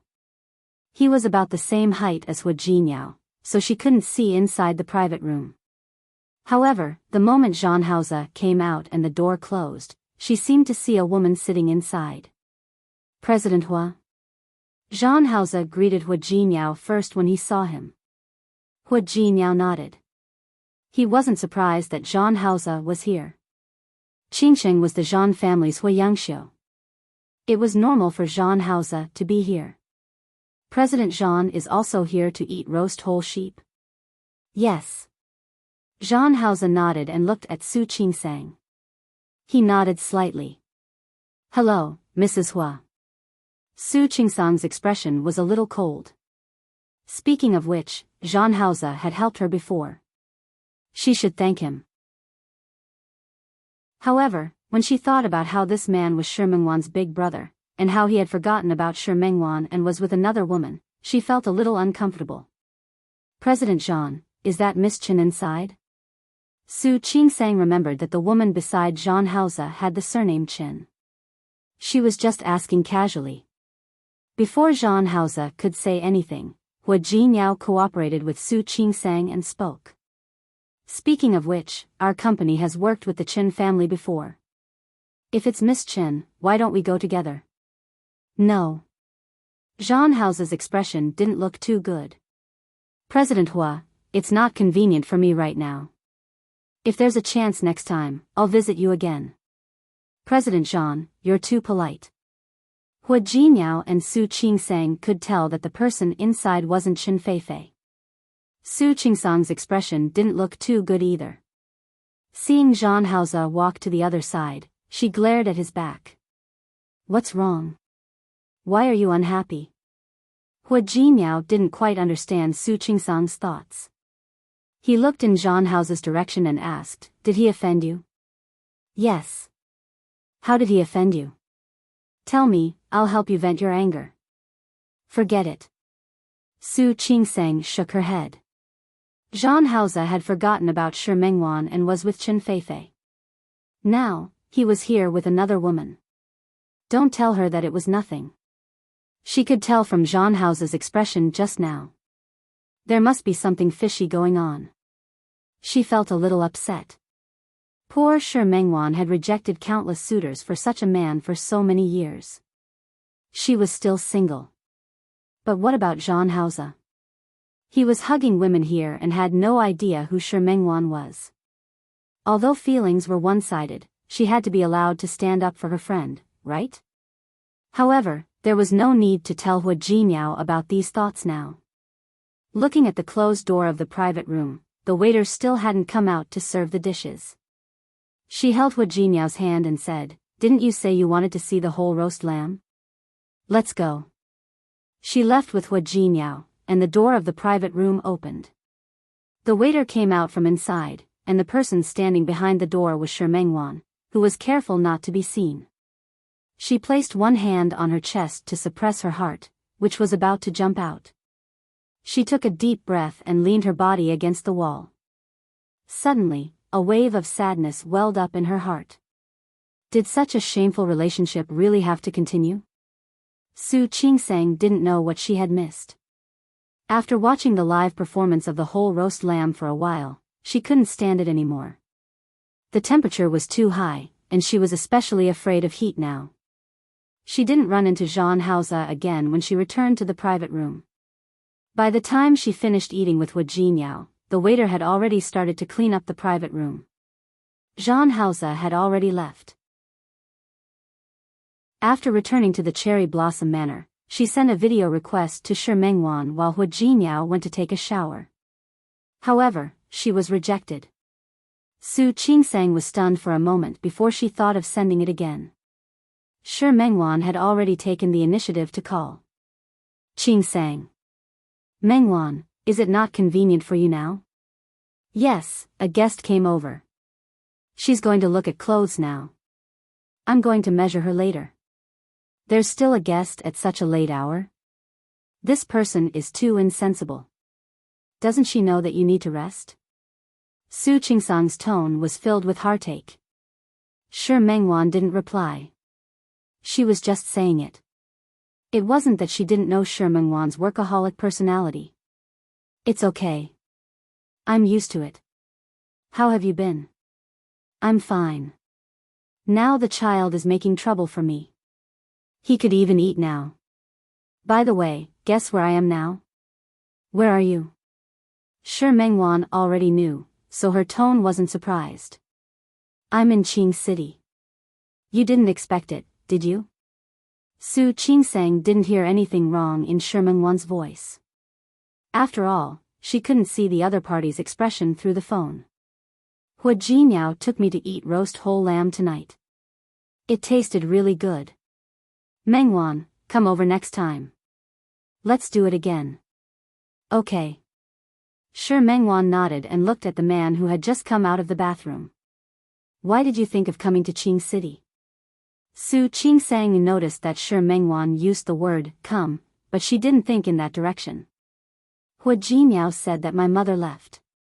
He was afraid that I would be bored at home, so he took me out for a walk.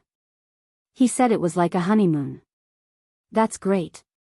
Shi Mengwan smiled, her eyes filled with pure envy. How many people in the world could be as lucky as Su Qingsang? She met a man who liked her, doted on her, protected her, and held her in the palm of his hand? Mengwan? Su Qingsang suddenly changed the topic, and her tone became serious. Yes? Well. Su Qingsang wasn't good at this kind of thing, but thinking of Jean Hausa's reaction today, she was really worried for her good friend. You still think about your dear brother. Don't you think about other men? On the other end, Jean Hausa had already walked behind Shi Mengwan. Her heart skipped a beat, and she forced her voice to remain calm. Why are you talking about this? Su Qingsang rarely mentioned this in front of her. This was a rare tacit understanding between the two sisters. I just think that you should try to let it go. After all, the beautiful relationship in your heart as a childhood sweetheart might have long been forgotten by the other party. Moreover, so much time has passed. The person from back then might not be the person from back then. Haven't you ever thought about it? Perhaps, what you're stubbornly pursuing is just an unwillingness in your heart. Or a fantasy. In fact, that man might already be married. He might even have a child. Or perhaps, he is lacking in other aspects. Qingsang. Mengwan, listen to me. I know what you're thinking, and I've always respected your determination to wait. But I feel that whether it's waiting or looking forward to it, it should be placed on someone who's worth it. For those who can't bear to part with it, there's really no need to waste your feelings. That would only increase your pain and emptiness. In silence, Shi Mengwan's body was pulled into Jean Hausa's arms. She almost threw the phone in her palm. Mengwan? Qingsang, stop talking. I know everything. Everyone understood the logic, but it was too difficult to do it. Especially, Jean Hausa's hands had already reached into her collar. His lips, with a slight warmth, landed on the back of her neck. Shi Mengwan trembled and couldn't help but take a step forward, but she couldn't get rid of Jean Hausa's hands. He brought her back into his arms. She couldn't help but let out a soft cry. Mengwan? What's wrong? I'm fine. You're not angry, are you? Don't be angry. I really just think that it's not a good idea for you to wait endlessly like this. Chapter 641. Su Qingsang didn't want to interfere with Shi Mengwan's feelings, but she really felt that Zhang Haoze wasn't worth Shi Mengwan waiting for. Let's not talk about the fact that he brought a woman out to eat alone today, which might not be a big deal. However, it was a fact that Zhang Haoze and Chen Feifei were engaged. On the way back today, she also asked Hua Jinyao about it, and he briefly told her some things. The Zhang family's situation was even more complicated than the Hua family's. The Hua family still had old Master Hua, although Hua Mingmei and Hua Mingliang had their own ideas. However, whether it was old Master Hua or Hua Mingguang, they could suppress them. The company was divided into different departments, and everyone had their own things to do. Hua Jinyao alone could suppress those people. But the Zhang family's current situation was very complicated. Not to mention that Zhang Haoze didn't have that kind of feelings for Shi Mengwan. He had completely forgotten about Shi Mengwan. Even if he hadn't forgotten, if he really got together with Shi Mengwan's life wouldn't be too good. Thinking of this, Su Qingsang became more and more worried. Mengwan, for some people, the environment is too complicated, and the experience of growing up is also very complicated. If you continue like this, I think it will be very hard for you. Shi Mengwan was still so young. There was no need for her to waste her time on Zhang Haoze. It wasn't like she wasn't wanted. There had been too many people pursuing her over the years. Not to mention others, Hua Jinyao's childhood friend Wan Xianyang was also not bad. The important thing was for her to learn to let go of the past, accept other men, and welcome a new life. Silence. Just as Shi Mengwan was about to speak, Zhang Haoze's arms were already around her waist. She took a deep breath and forced herself not to reveal any flaws. I got it. Thank you, Qingsang. Why are you being so polite with me? Su Qingsang really wanted Shi Mengwan to be happy. Mengwan, find a good, right man. You deserve it. Shi Mengwan didn't say anything. Her hands became more and more unruly. She had to quickly end the conversation with Su Qingsang. My guest is here. I have to go. All right. Come to Rong City when you have time. I missed you so much. In the past, Su Qingsang had a cold personality and kept her distance from everyone. She was only close to Shi Mengwan. Okay. Shi Mengwan's voice disappeared in the beeping sound of the phone. Her clothes had been pushed up to her chest. Her body was turned around, but she didn't hug his neck like she used to. Instead, she put her hands on his chest, and her expression showed resistance. Zhang Haoze stopped and stared at her face. Angry? Shi Mengwan looked at Zhang Haoze and felt depressed. She was a little angry, not at him, but at herself. Ever since she was 12 years old, she had been looking forward to reuniting with her dear brother because of the warmth of their youth. She understood what Su Qingsang said. But understanding was one thing, doing it was another. This man had become her obsession. She couldn't let him go, and she couldn't let him go. If she could get away, she would have asked herself to leave when she found out that Chen Feifei was beside Zhang Haoze. Realizing that she was actually distracted again, Zhang Haoze bit her lips again. Shi Mengwan was in pain and suddenly pushed him away. Zhang Haoze. She really couldn't go on like this. Shi Mengwan turned her face away and didn't look at him. I want to go back to Lin City. Okay. Zhang Haoze nodded. His rare attitude stunned her for a moment. After a few days, I'll go back with you. I want to go back now. Su Qingsang came to Qing City, and she didn't want to meet Su Qingsang. Zhang Haoze narrowed his eyes slightly and looked at Shi Mengwan. He suddenly went forward and picked her up. Before she could react, he carried her to the direction of the bed. Shi Mengwan didn't manage to leave in the end. When she woke up in the morning, Jean Hauser had already left. He had been especially busy in Lin City, and it was even more so after coming to Qing City. In Lin City, when he was very busy, she still had her own things to do, such as going to the studio and drawing. But when she came here and stayed in this big villa, she felt like a bird with broken wings. After getting up, she wasn't in a hurry to go downstairs for breakfast. Shi Mengwan casually put on a coat and went to the balcony. From here, she could see the lake at the back. The scenery was quite good. Not long after she sat down on the sofa, she actually saw Su Qingsang. Shi Mengwan was shocked. She wanted to stand up without thinking, but she felt that her movements were too big. She was on the second floor now. Su Qingsang and Hua Jinyao were walking by the lake in the distance. When she saw the two of them walking in this direction, she was so shocked that she quickly got up and entered the room. She drew the curtains and stood by the curtains to look downstairs. Su Qingsang had already shown signs of pregnancy, and her lower abdomen was slightly bulging. She was wearing a pregnant dress, and her face was filled with a warm and satisfied smile. Hua Jinyao walked beside her, and the two of them whispered to each other from time to time. She was thinking too much. Su Qingsang wouldn't notice this side at all, much less discover her. The smile on Su Qingsang's face made Shi Mengwan envious. Her hand holding Hua Jinyao's made her yearn even more. She and Jean Hauser couldn't even appear in front of everyone. He had a fiancée.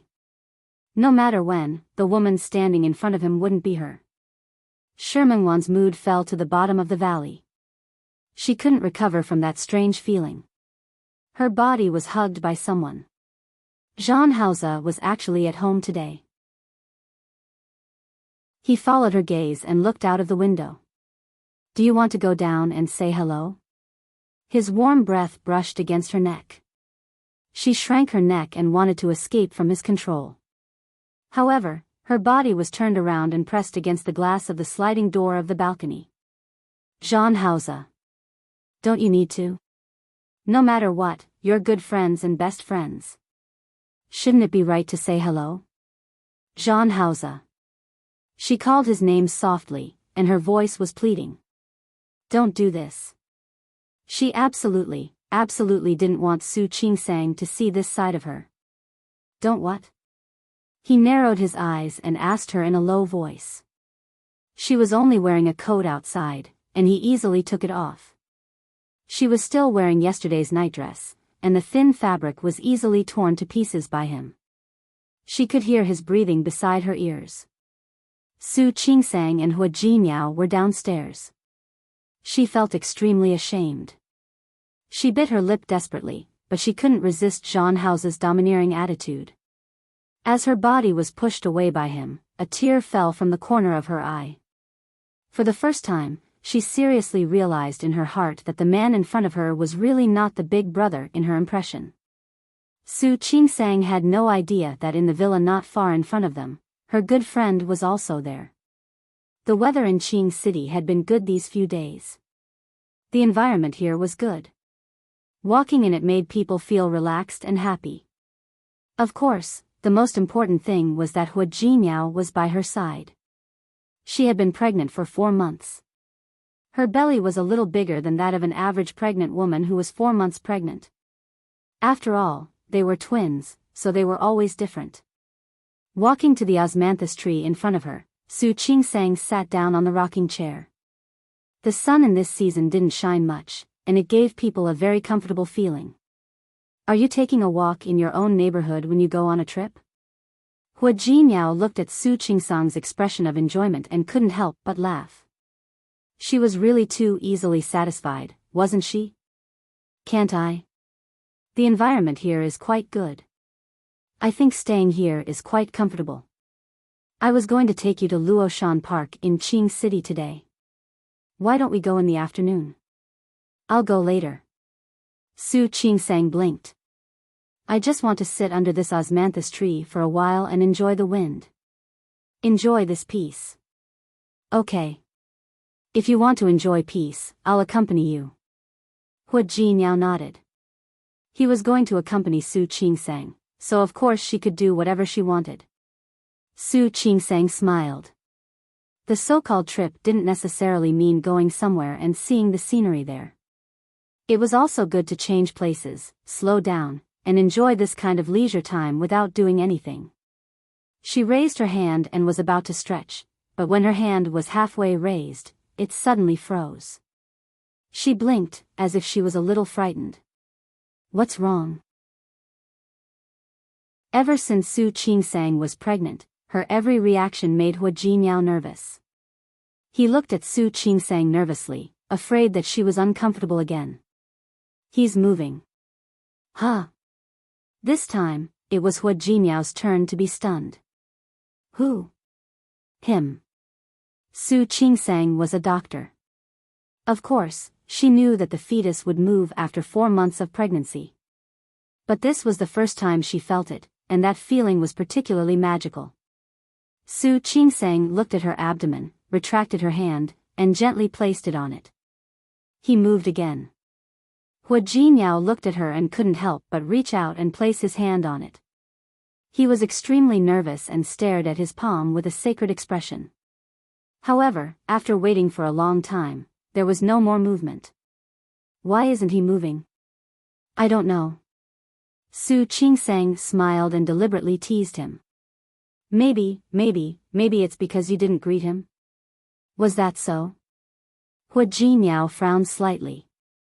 He cleared his throat, and his face suddenly looked a little nervous. Hi, hello. I'm Dad. His serious expression made Su Qingsang laugh. She didn't have time to laugh.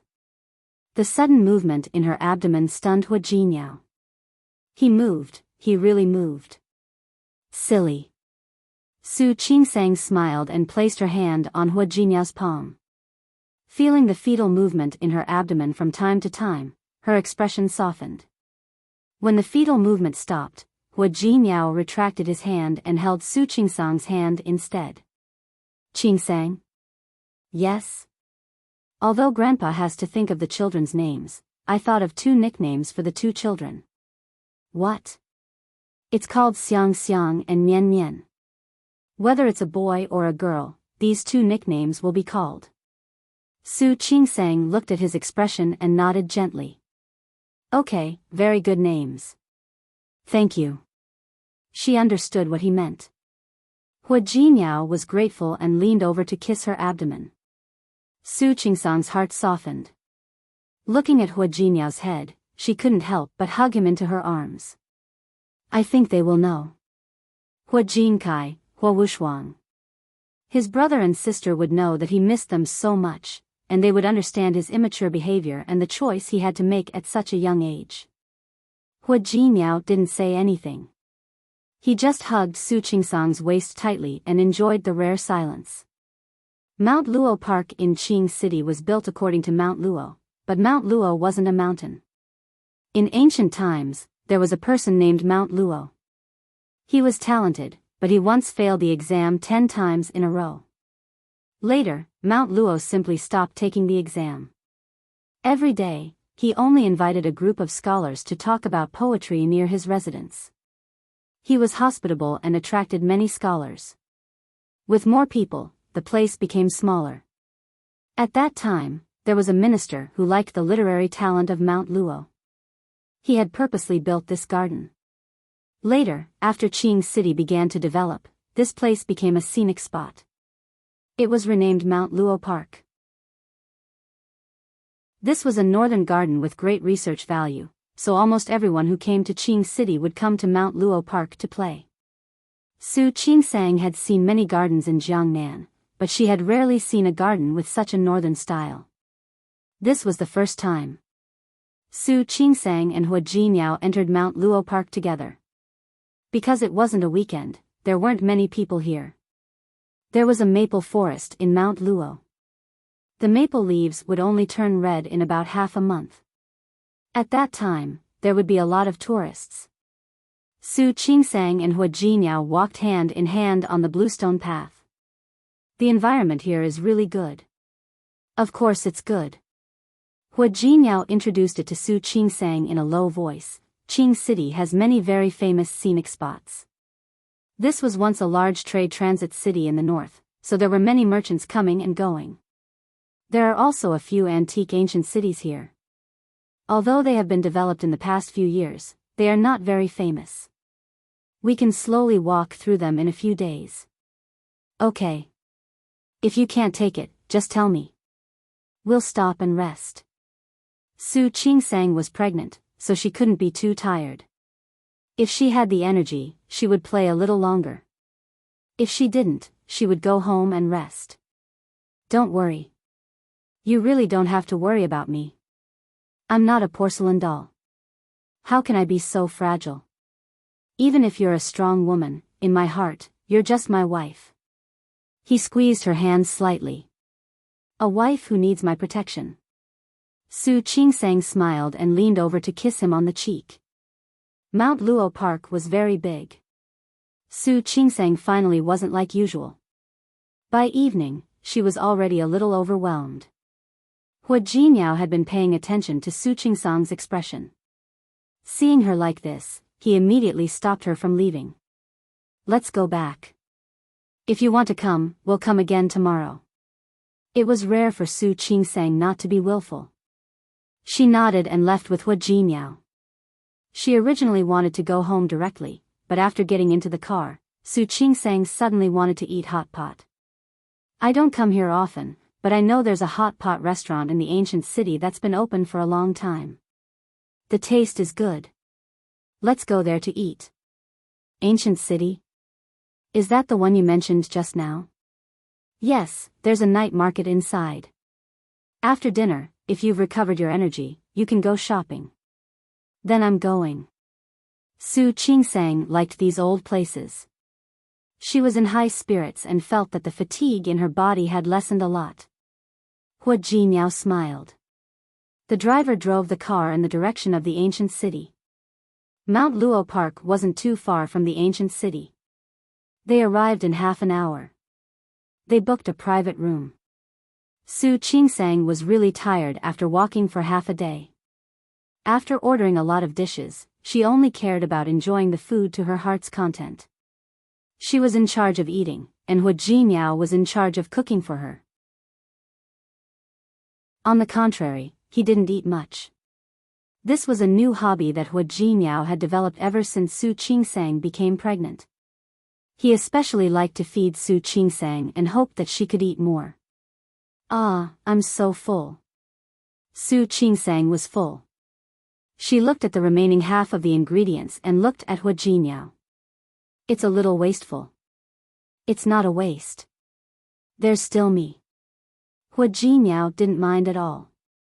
He put the remaining ingredients into the pot and finished them. Su Qingsang supported her chin with one hand and watched him eat with a faint smile in her eyes. Don't we look like an old married couple? No. Hua Jinyao gave a negative answer without thinking.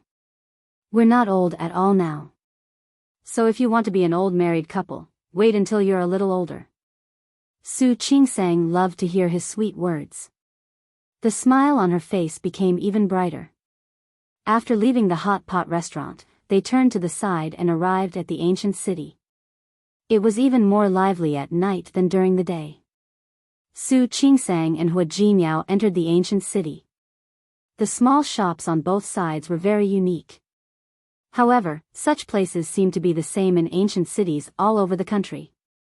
Su Qingsang would stop to take a look when she encountered something interesting. If she didn't encounter it, she wouldn't look. There was a shop in front. The owner sold her own cloth and clothes. She set up a loom in the shop. It was the kind of old floral cloth and old-fashioned cotton cloth. Su Qingsang was very interested in this. Not only was there old floral cloth, but there were also ethnic clothes made of such cloth. There were also other fabrics, all of which had local ethnic characteristics. Su Qingsang liked the ethnic clothes that the other party had placed at the door very much. She was even more interested when she saw the loom in the shop. She entered the door with Hua Jinyao. A middle-aged woman was sitting in front of the loom, weaving. There were also a few shop assistants. When they saw someone enter, they stood up and greeted them. The moment Su Qingsang looked up, she realized that Zhang Haoze was also here. She was a little surprised. Qing City was a big city with a population of more than 10 million. It wasn't easy for her to bump into him 2 days in a row. President Hua. When Zhang Haoze saw Hua Jinyao, surprise flashed across his eyes. His subordinates had clearly told him that Hua Jinyao and his wife had gone to Luoshan Park today. Why were they here? President Zhang, what a coincidence. Hua Jinyao felt the same as Su Qingsang. He felt that it was too much of a coincidence. How could they bump into each other everywhere they went? He looked at Zhang Haoze's side. There didn't seem to be anyone else. President Zhang is alone? No. Seeing that the two of them knew each other, the shop assistant who had just come up to greet the two of them immediately became interested. This gentleman is here with his girlfriend. His girlfriend is very beautiful. She just picked out a set of clothes to try on. This beauty has such a good figure. Why don't you pick 2 sets to try on? Su Qingsang noticed that when the shop assistant said the word girlfriend, Zhang Haoze's expression was calm, as if he didn't feel uncomfortable at all. She had just persuaded Shi Mengwan yesterday, and today, she met Zhang Haoze again. Moreover, she met him shopping with a woman. The scenery of the ancient city was indeed good, but she didn't think that based on her impression of Chen Feifei from the 2 times she met her last time, she would come here to shop. If it weren't for the fact that she didn't want to be nosy, she really wanted to see who Zhang Haoze's girlfriend was. What kind of stunning woman could make Zhang Haoze leave a rich young lady like Chen Feifei behind and come to accompany another woman? Beauty, what do you think of this set? The shop assistant brought over 2 sets of ethnic clothes, her face full of encouragement. These are all designed and made by our shop ourselves. We're the only shop in the entire Qing city. We've all applied for copyrights. Beauty, you're so beautiful. Why don't you try it on? Okay. Su Qingsang didn't refuse. Although she was pregnant now, this set of clothes was loose, so she should be able to wear it. Most importantly, she had a good friend who was a fashion designer. These ethnic clothes with characteristics and personality were all Shi Mengwan's favorite. She could buy a few sets and send them back to Lin City for Shi Mengwan. Su Qingsang took the clothes and was about to walk towards the fitting room, but the shop assistant signaled her to wait. At this time, another shop assistant had already walked to the door of the fitting room. The 2 beauties inside, have you tried on the clothes? I just came in. I'm not done yet. There was a response from one of the rooms, but the other was silent. The shop assistant couldn't help but glance at Zhang Haoze. Because there were many people coming and going in a shop like theirs, when there was a lot of traffic, many people would take it away without trying it on, so there were only 2 fitting rooms. The gentleman's girlfriend had been in for a long time, but she didn't answer. Sir, your girlfriend has been in for a long time. Why isn't there any movement? Zhang Haoze glanced at the shop assistant, then at Su Qingsang. His expression didn't look too good. My girlfriend takes a long time to change. Is there a problem? No problem, no problem. Zhang Haoze's gloomy expression made the shop assistant a little scared. She didn't dare to rush him anymore. Su Qingsang smiled and didn't mind. It's okay. I'll wait a while. As she spoke, she looked at Zhang Haoze. President Zhang, there's no need to be in a hurry. We're just here to stroll around. There's no hurry. Hua Jinyao stood at the side and narrowed his eyes at Zhang Haoze. His sharp intuition told him that there seemed to be something wrong with Zhang Haoze today. He took a step forward and stood in front of Su Qingsang, looking at Zhang Haoze. Speaking of which, it's really fate that we can meet President Zhang twice in 2 days. However, I'm surprised that President Zhang has the time to come to a place like the ancient city to play. If I remember correctly, President Zhang should have a lot of work to do now, right? You're welcome. Business is endless. Just like President Hua, didn't you also put aside your work to accompany your wife out to play? Indeed. Hua Jinyao smiled. Then, can I look forward to the good news from President Zhang? I think President Zhang won't mind buying me a drink when the good news comes, right? Of course. Zhang Hao's expression didn't change, and his face was full of calmness. The shop assistant looked at the two of them and couldn't help but ask Su Qingsang if she still wanted to try on the clothes. Chapter 642. Hua Jinyao and Su Qingsang both looked at Zhang Haoze. Zhang Hao's expression was rather calm. My girlfriend isn't feeling well today. I'll go and take a look. Excuse me. Go ahead. Hua Jinyao looked at Zhang Haoze meaningfully. The shop assistant didn't stop him. Zhang Haoze glanced at Su Qingsang and entered the fitting room. Su Qingsang felt that Zhang Hao's reaction was a little strange today, but she didn't know him well, so she didn't know if he had always been like this, or if he was acting like this when he saw them. At the same time, a customer from another room came out.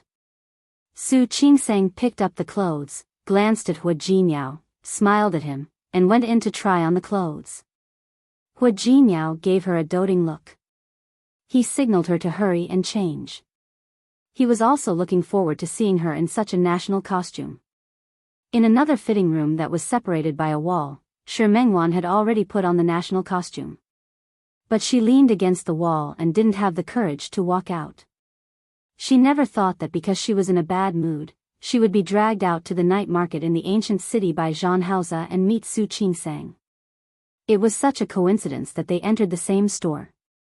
Yes, she was a fashion designer, and Su Qingsang was her best friend. The two of them were very similar in some aspects. For example, what they liked to eat and where they liked to go, including their favorite style of clothing. She was a fashion designer, and this kind of store could give her the most inspiration. Similarly, if Su Qingsang, who was in Qing City, passed by such a shop, she would definitely come in and take a look. She didn't hear Su Qingsang's voice until she finished changing. She had planned to go out, so she had to stay in the fitting room. When she heard that Zhang Haoze wanted to come and take a look, her heart was in her throat. But when Zhang Haoze knocked on the door, she had to open the door and let him in. Her body was almost completely hidden behind the door, and the narrow door couldn't hide her at all. She looked at the wall. Even though she knew that Su Qingsang was in the fitting room next door, she was afraid that Hua Jinyao would see her. When Zhang Haoze entered the door, he found that Shi Mengwan's face was very pale. She didn't even dare to make a sound. After all, the soundproofing here was very bad. Next to him was Su Qingsang. She looked at Zhang Haoze with panic, eagerness, and embarrassment in her eyes. Even if the neighbor was her best friend, she didn't have the courage to let Su Qingsang know that she had become a mistress that she despised, but was ultimately a fact. Zhang Haoze took a step forward and said softly, "Are you okay?" How could Shi Mengwan make a sound? She bit her lip and glared at Zhang Haoze. The man in front of her had caused her to fall into such a situation. The resentment in her eyes was so obvious. She couldn't resist. This man was a lunatic. She was really afraid that she would have a dressing incident. She could only nod. The moment she nodded lightly, she felt her eyes sting and swollen. A bitter feeling filled her heart. He didn't respect her at all. What did he take her for? Why could he treat her with such a bad attitude on such an occasion and in such a place? Zhang Haoze looked at her red eyes and suddenly leaned over. He pressed her body against the wall and kissed her lips crazily. Shi Mengwan wanted to scream, but she couldn't. She didn't dare to. She looked at Zhang Haoze. He was clearly her dear brother, so why could he treat her like this? She still remembered that her dear brother thought about her everything and protected her at all times. Why exactly did things turn out like this? She reached out her hand to push him. She was very afraid. She was afraid that he would really give her a dressing incident. She would definitely go crazy. However, she couldn't defeat him at all. He kissed her lips almost ferociously. Her lips were red and swollen from being ravaged. She couldn't escape. She couldn't help but tear up from the corner of her eyes. Jean House's plundering action stopped for a moment. He looked at her watery eyes, and her wronged expression made his heart tremble. His lips moved up and kissed away her tear. This kiss was much gentler than before. The kiss landed on her lips again. It was extremely lingering, tossing and turning. Shi Mengwan couldn't sink into it. She only felt nervous and afraid. Jean House probably felt bored. He finally retreated and let her go. Shi Mengwan's legs went limp and she was about to fall to the ground. He easily hugged her and fixed her body. Please. Shi Mengwan believed that he could understand her silent plea. She didn't want to do this, but the situation was stronger than her. Ever since she got entangled with Jean House again, she discovered that he was domineering in his bones, as well as a ruthless and sinister side. Jean House took a deep look at her, then raised his hand and carried her in his arms. Shi Mengwan only said one word before she stopped. She was extremely afraid. What exactly did he want to do? She lowered her voice. In order not to let others hear her, she had no choice but to move her lips close to his ear. She used a suppressed voice that she didn't dare to make a sound at all. Jean House, what are you trying to do? If he dared to carry her out like this, she would definitely fight him to the death. She definitely would. What are you nervous about? Jean House stared at her pale face and swept his gaze across her long dress. Remember, you owe me again. As he spoke, he raised his leg and fixed her body slightly. Then, he pulled the clothes she had changed out of from the hook with one hand and covered her head with it. Shi Mengwan couldn't see outside anymore. Jean House picked her up again, opened the door, and walked out. As soon as he walked out, he met Hua Jinyao's gaze. Jean House's footsteps paused for a moment. He was holding a person in his arms. The hand on Shi Mengwan's body pressed down on the corner of her shirt. This action was very subtle, but Hua Jinyao saw it. President Jean, excuse me, President Hua. My girlfriend isn't feeling well. I'll take her back first. Do you need help? Hua Jinyao looked very enthusiastic. My driver is right outside. If President Jean needs it, I can ask him to take you to the hospital first. There's no need to trouble yourself. I drove here. Jean House's voice was indifferent. As he spoke, he glanced outside the shop. Immediately, a bodyguard followed him in and paid the money. Jean House only nodded slightly at Hua Jinyao and left with Shi Mengwan in his arms. From beginning to end, Shi Mengwan's upper body was covered by clothes. Not only could he not see her face, but even half of her body was covered. The only thing that could be clearly seen was the elegant red skirt. There were also those slender ankles. It could be seen that the woman Jean House was carrying should be relatively thin. Jean House walked to the door of the shop. From Hua Jinyao's direction, he could see that the woman's hands were tightly wrapped around Jean House's neck. There was also the face that was buried in Jean House's arms and covered by clothes. Not even her hair was exposed. The woman couldn't see anything, but Jean House's actions of protecting the woman from the beginning to the end could be seen clearly. Hua Jinyao pursed his lips slightly. He didn't have much contact with Jean House. They had worked together twice in Lin City before. They had also met a few times in Qing City. Whether it was the Jean family in Tianyu or the Chen family in Lin City, they had all worked together. In his memory, he had met Jean House several times. When he was with Chen Feifei, he had never seen Jean House so careful with a woman. No matter who that woman was, to be able to make Jean House so nervous, it really made him curious to see who exactly the other party was. Jean House had already stepped out of the shop when Su Qingsang changed her clothes and came out.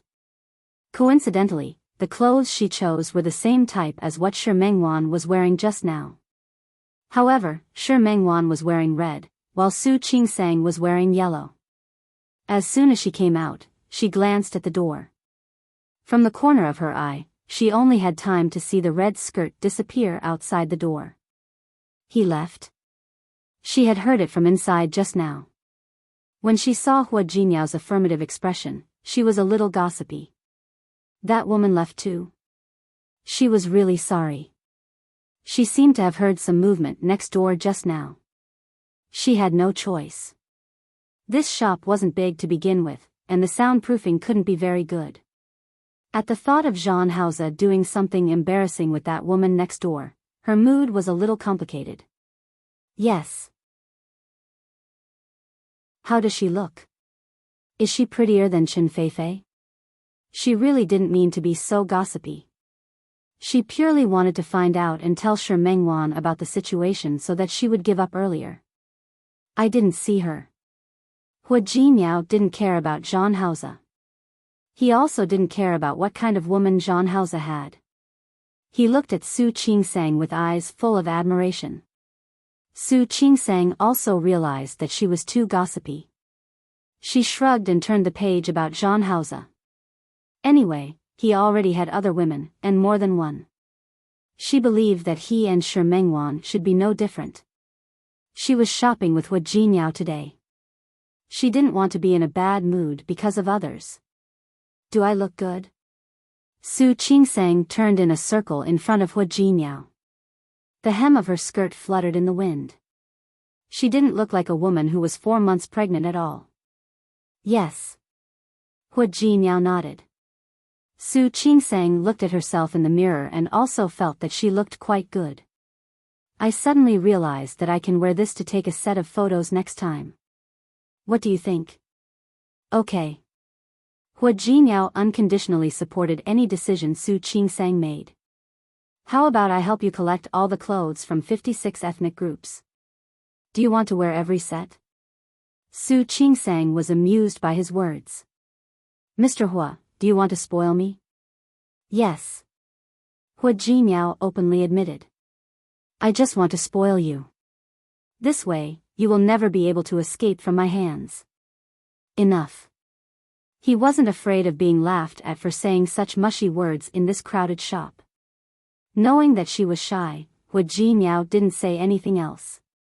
Su Qingsang changed out of the clothes, thought for a moment, and bought a total of 3 sets. Actually, what about this set of clothes? It's just for posing and taking a photo.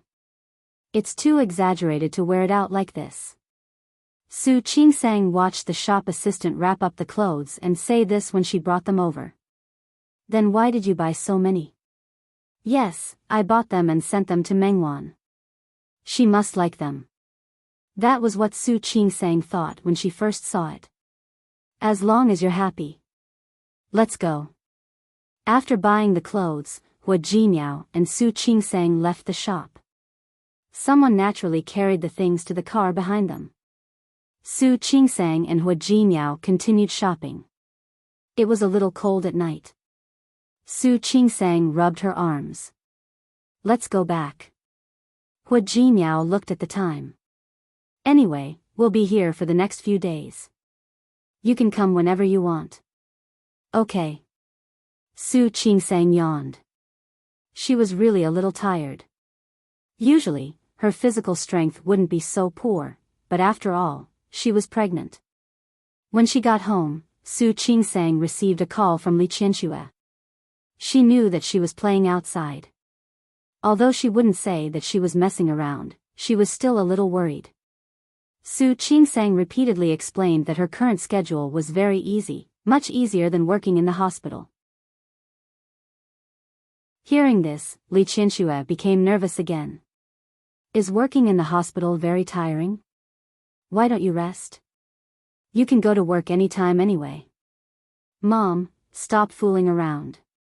Su Qingsang couldn't help but laugh and say, Mom, when you were pregnant, you continued to work as usual, right? You didn't say that you would stop working as soon as you were pregnant and do nothing, did you? Of course. Not only did I continue to work, but I also tried my best. I had to do my best. Her voice was very calm, but Su Qingsang immediately understood the meaning behind it. At that time, Li Qianxue was probably trying her best to prove herself to Su Qinghui, right? Mom. You and Mr. Wei, I have nothing to do with him. Don't worry about me. Take good care of the fetus and give birth to the child safely. Li Qianxue had no intention of getting married again, nor did she have any intention of provoking any man, especially a man like Wei Ting, who was so much younger than her and didn't look reliable at all. Got it, Mom. Before hanging up the phone, Su Qingsang still told Li Qianxue her thoughts. Mom, actually, I think even if it's not that Mr. Wei, there can be other men. You're still so young, you can totally start a new life. All right. Li Qianxue was defeated by her daughter. I told you not to worry about me. Why are you still talking about it? Just take good care of yourself and give birth to the child. That's the most important thing now. After hanging up the phone, Su Qingsang sent a video request to Shi Mengwan. In the end, the other party didn't accept. Su Qingsang later called Shi Mengwan, but no one picked up. After thinking about it, she sent her a message and told her that she had bought a few sets of ethnic clothes. Whether it was the color scheme or the style, they were all good. She had already sent them to her studio directly. However, after the message was sent, there was still no reply. This time, she didn't even call her back. Su Qingsang's brows furrowed slightly. It can't be that something happened, right? What's wrong? Hua Jinyao came out of the bathroom and saw Su Qingsang holding her phone in a daze. He went forward and hugged her waist. Why didn't you rest after taking a shower? Why did you come to the balcony to feel the cold wind? No. I'm calling my mom. Su Qingsang thought of Shi Mengwan again. I don't know what Wan is busy with. She hasn't picked up my call. She hasn't replied to my message either. It's already so late. Maybe she's already asleep. Maybe. Although Shi Mengwan was a workaholic, she also took good care of her body. Other than when she had to rush, she still went to bed on time most of the time. Chapter 643. Although Shi Mengwan was lucky enough to escape today, she didn't let Su Qingsang see her with Zhan Haoze. But until she left the ancient city, she didn't feel at ease. She felt as if she was being roasted on a fire. Even when she got home, Shi Mengwan didn't recover from the shame she felt in the fitting room. This also directly led to the fact that when Zhan Haoze approached her, she refused to give him any face at all. All her tolerance and concession were based on the fact that she was convinced that the man in front of her was her dear brother. But if this dear brother was no longer the young man who protected her wholeheartedly and was no longer the dear brother in her heart, should she continue to persevere? Today's situation could be said to be an accident, but as long as she didn't break up with Zhan Haoze, it wouldn't change the fact that she was Zhan Haoze's secret lover. Especially when he had a fiancée by his side. She suddenly felt a pain on her shoulder. She realized that Zhan Haoze was biting her again. She didn't reach out. Her hands were tied by Zhan Haoze. Zhan Haoze. Ever since this guy came back, he said that she promised him that she would listen to him tonight. She was already very cooperative. Not only did she impulsively peel herself off like a newborn baby. She even took the initiative to wash herself clean and lie on the bed. She hated that he had tied her hands up for the sake of the so-called fun. She was like a fish on a chopping board, unable to move at all. Zhan Haoze looked at her angry face. When she was angry, she looked even more beautiful than usual. He couldn't help but think of the first time she was under him. She was clearly afraid and hesitant. But she was like a sacrifice. Her eyes were bright and beautiful. Her eyes were beautiful. Beautiful but not seductive, delicate but not seductive. However, it was precisely such a woman who gave people a very sexy feeling. Focus. He kissed the faint bite mark. Otherwise, I won't bite here next time. Pervert. Shi Mengwan couldn't help but speak. Zhang Haoze leaned over and bit the bite mark again, deepening the mark. Shi Mengwan was in pain and couldn't even scream. Her phone rang at this moment. She turned her face and saw Su Qingsang's smiling face on the flickering screen. At this moment, Zhang Haoze reached out and picked up her phone. Zhang Haoze, put it down. Zhang Haoze looked at the video call request and shook his phone. Do you need me to connect it for you? Zhang Haoze. What did she look like now? How could he dare to let Su Qingsang see it? Zhang Haoze looked at her panicked face and raised the phone to the side. Staring at the resistance in Shi Mengwan's eyes, he leaned down again. Since you're afraid of letting others know, then do something to satisfy me. As he spoke, he untied her hands. When Shi Mengwan's hand regained its freedom, the first thing she did was to grab her phone. Unfortunately, before she could touch the phone, Zhang Haoze had already grabbed her hand. The phone screen darkened. Shi Mengwan bit her lip. Give me back my phone. He didn't give it to her. Instead, he tossed the phone to the side and pressed the mute button. He covered Shi Mengwan's body again. You said that you would listen to me tonight. This was something she had agreed to in the fitting room. Shi Mengwan didn't lose her memory, so of course she knew what he was talking about. Her lips were pursed into a straight line. She didn't move, and Zhang Haoze wasn't in a hurry. He just propped his hands on both sides of her body and stared at her. In the end, Shi Mengwan was defeated. She gritted her teeth, raised her hand, and put it around his shoulder. For Su Qingsang, the next few days in Qing City were very relaxing. Hua Jinmiao had arranged everything. She only needed to bring him along to enjoy a comfortable trip. The two of them didn't stay in Qing City for long. A week. The two of them visited all the famous scenic spots in Qing City. After returning to Lin City, Su Qingsang went back to work after resting for a day. As usual, she brought a bunch of Qing City's specialties into the hospital. She was pregnant and married into a family like the Hua family. Even if she didn't work, no one would say anything. However, Su Qingsang still insisted on outpatient services every day and participated in surgeries, just like before she was pregnant. She was highly praised in the hospital for this. In fact, in a big environment like China, almost all doctors in first-tier cities didn't leave the front line for minor injuries. However, because Su Qingsang was Hua Jinmiao's wife, people felt that it wasn't easy for her to do this. As Su Qingsang's belly grew bigger, it became more and more stable. The morning sickness was gone. There was still some nausea, but at least her appetite was good. During this period, Lu Tongjia often brought Auntie Zhou over to make soup for Su Qingsang or invited her back to the old mansion for dinner. Li Qinxue also flew to Rong City twice to see her. Every time she came, she brought big and small bags. As Su Qingsang's belly grew bigger and bigger, the things they bought began to be used for the baby. The 2 baby rooms that were specially cleaned up were already filled with things sent by the elders. Hua Jinmiao almost didn't go out to socialize anymore. When he was free, he would go home. When he was free, he would accompany Su Qingsang for a walk and talk to the child in her stomach. Ever since Su Qingsang's last fetal movement, he especially liked to talk to the child in her stomach.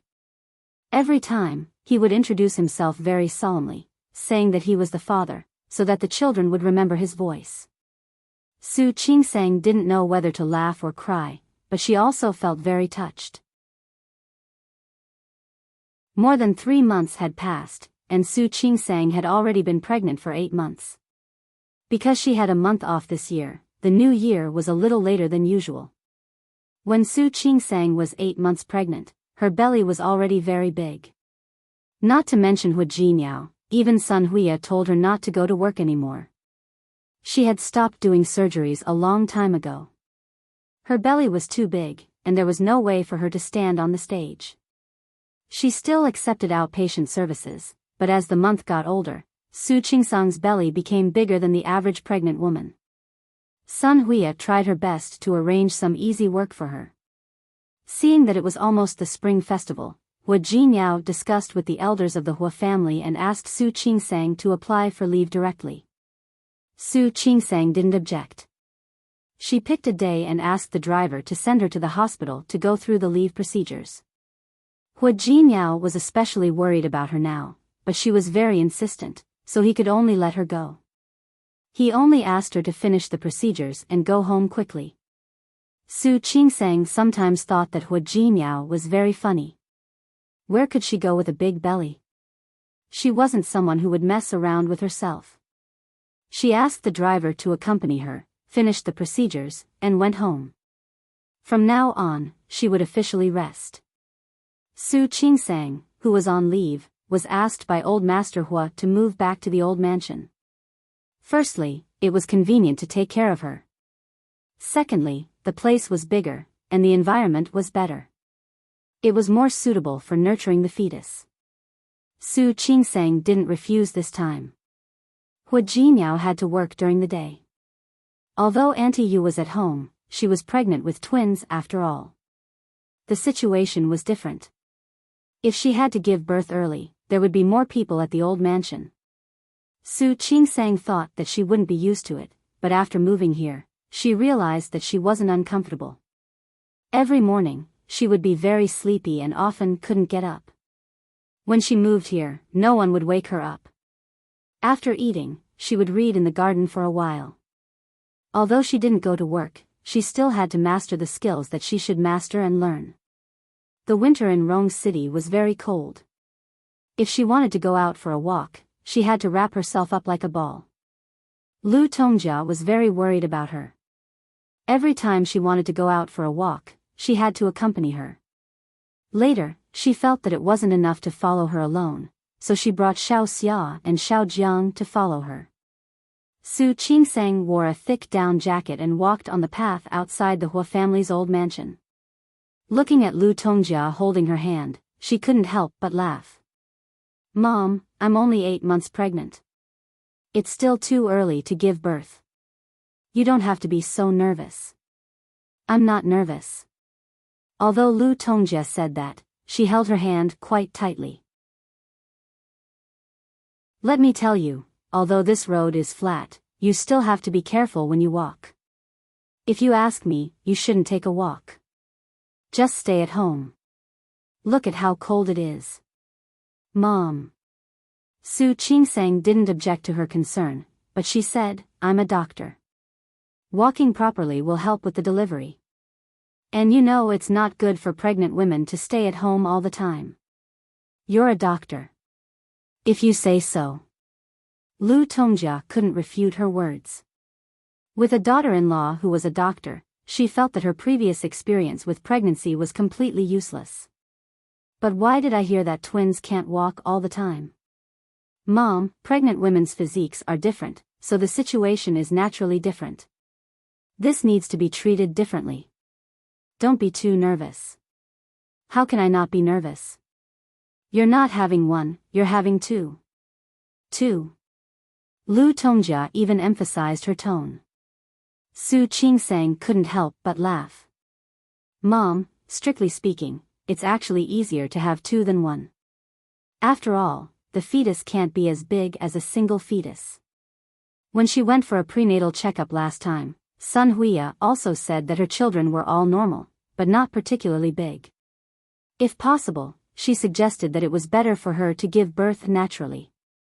It was also good for her body's recovery. Su Qingsang understood these principles. If possible, she hoped that she could give birth naturally. If it wasn't allowed to go smoothly, she would let Sun Huya perform the surgery.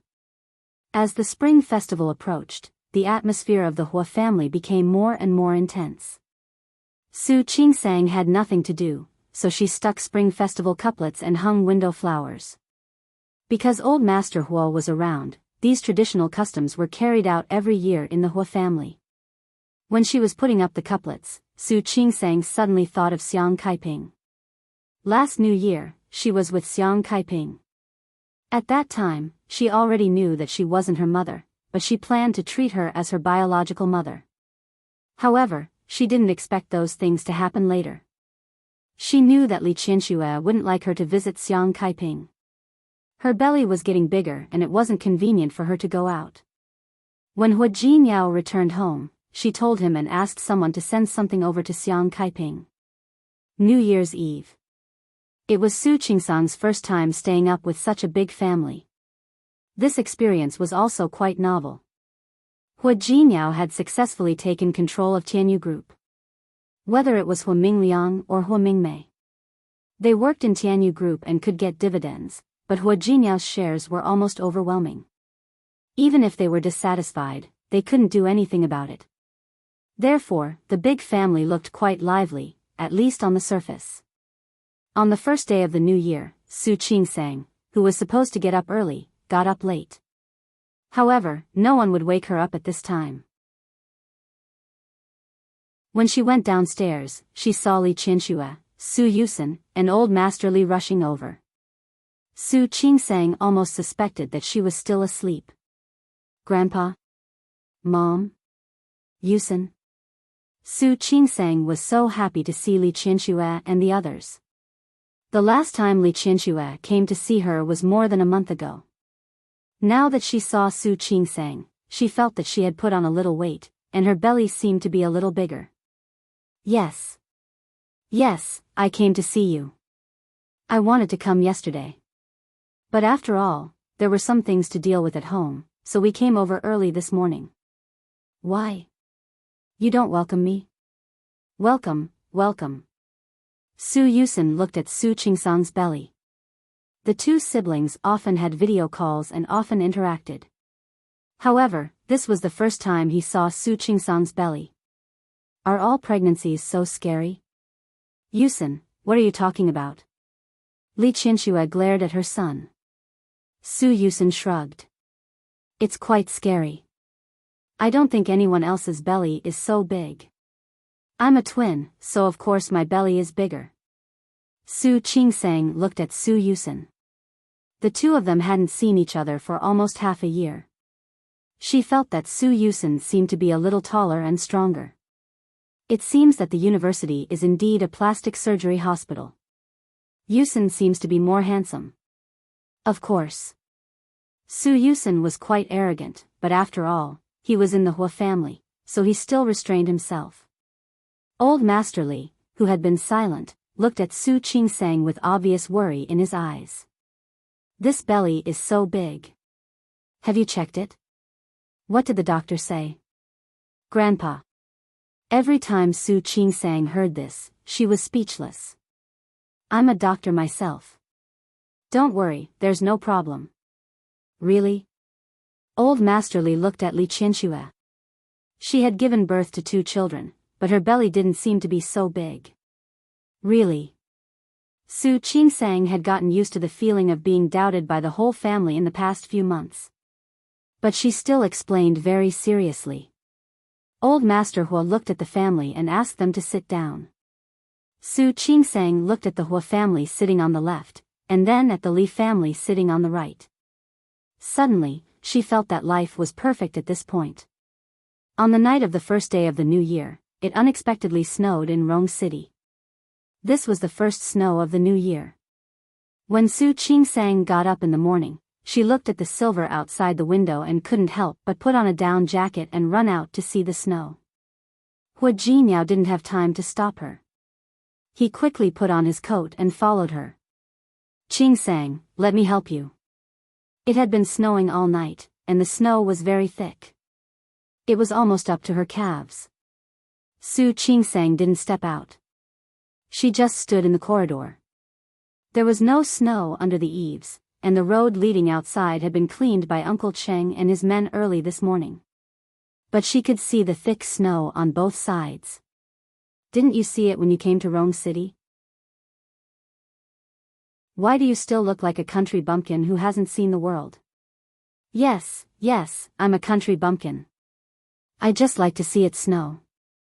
Su Qingsang made a face at him. Hu Jinyao couldn't help but laugh. Su Qingsang had improved since she was pregnant, but she was becoming more and more like a little girl in front of him. I want to go build a snowman. Su Qingsang was about to walk into the garden as she spoke. Hua Jinyao didn't dare to let her do it. I'll help you build it. Just stay here. But I want to do it myself. Don't be willful. You don't want the child to freeze, do you? I'm wearing so much. After Su Qingsang said that, she also knew that she was being willful. Okay, then I'll watch you build it, okay? Okay. Hua Jinyao was satisfied with this. He walked towards the garden. There was a lot of snow on both sides.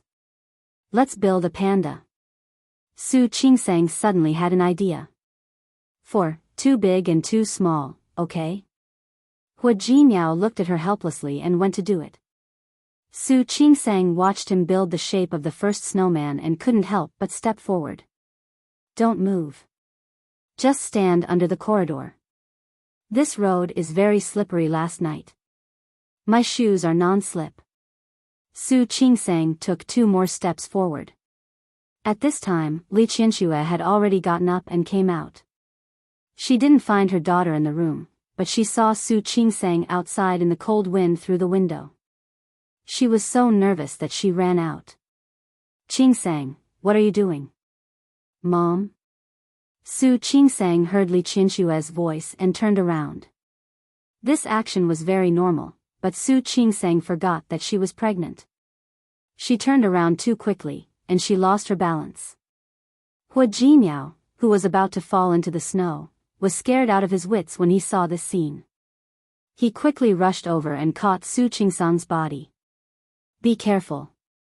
As Hua Jinyao spoke, he helped Su Qingsang stand steadily. Li Qianxue also walked over. How old are you? Why are you still so immature? If you want to see the snow and make a snowman, just stay inside and watch. I got it. Mom. Su Qingsang begged for mercy and wanted Li Qianxue to stop talking, but Li Qianxue felt that it wasn't enough. You know your current state. Stop looking at the snow. Come, let's go in. After saying this, she glared at Hua Jinyao and said, You too. She's messing around, and you're messing around too? Hua Jinyao knew that he was in the wrong, so he quickly helped Su Qingsang inside. Su Qingsang stuck out her tongue and looked at Li Qianxue's back guiltily. Hua Jinyao looked at Su Qingsang helplessly, signaling her not to go against Li Qianxue at this time. He helped Su Qingsang into the house. When they went up the steps of the corridor, he thought that Su Qingsang could stand steadily, but Su Qingsang suddenly put her entire body weight on Hua Jinyao. Qingsang? Su Qingsang's hand was on her abdomen. Her expression was a little pale.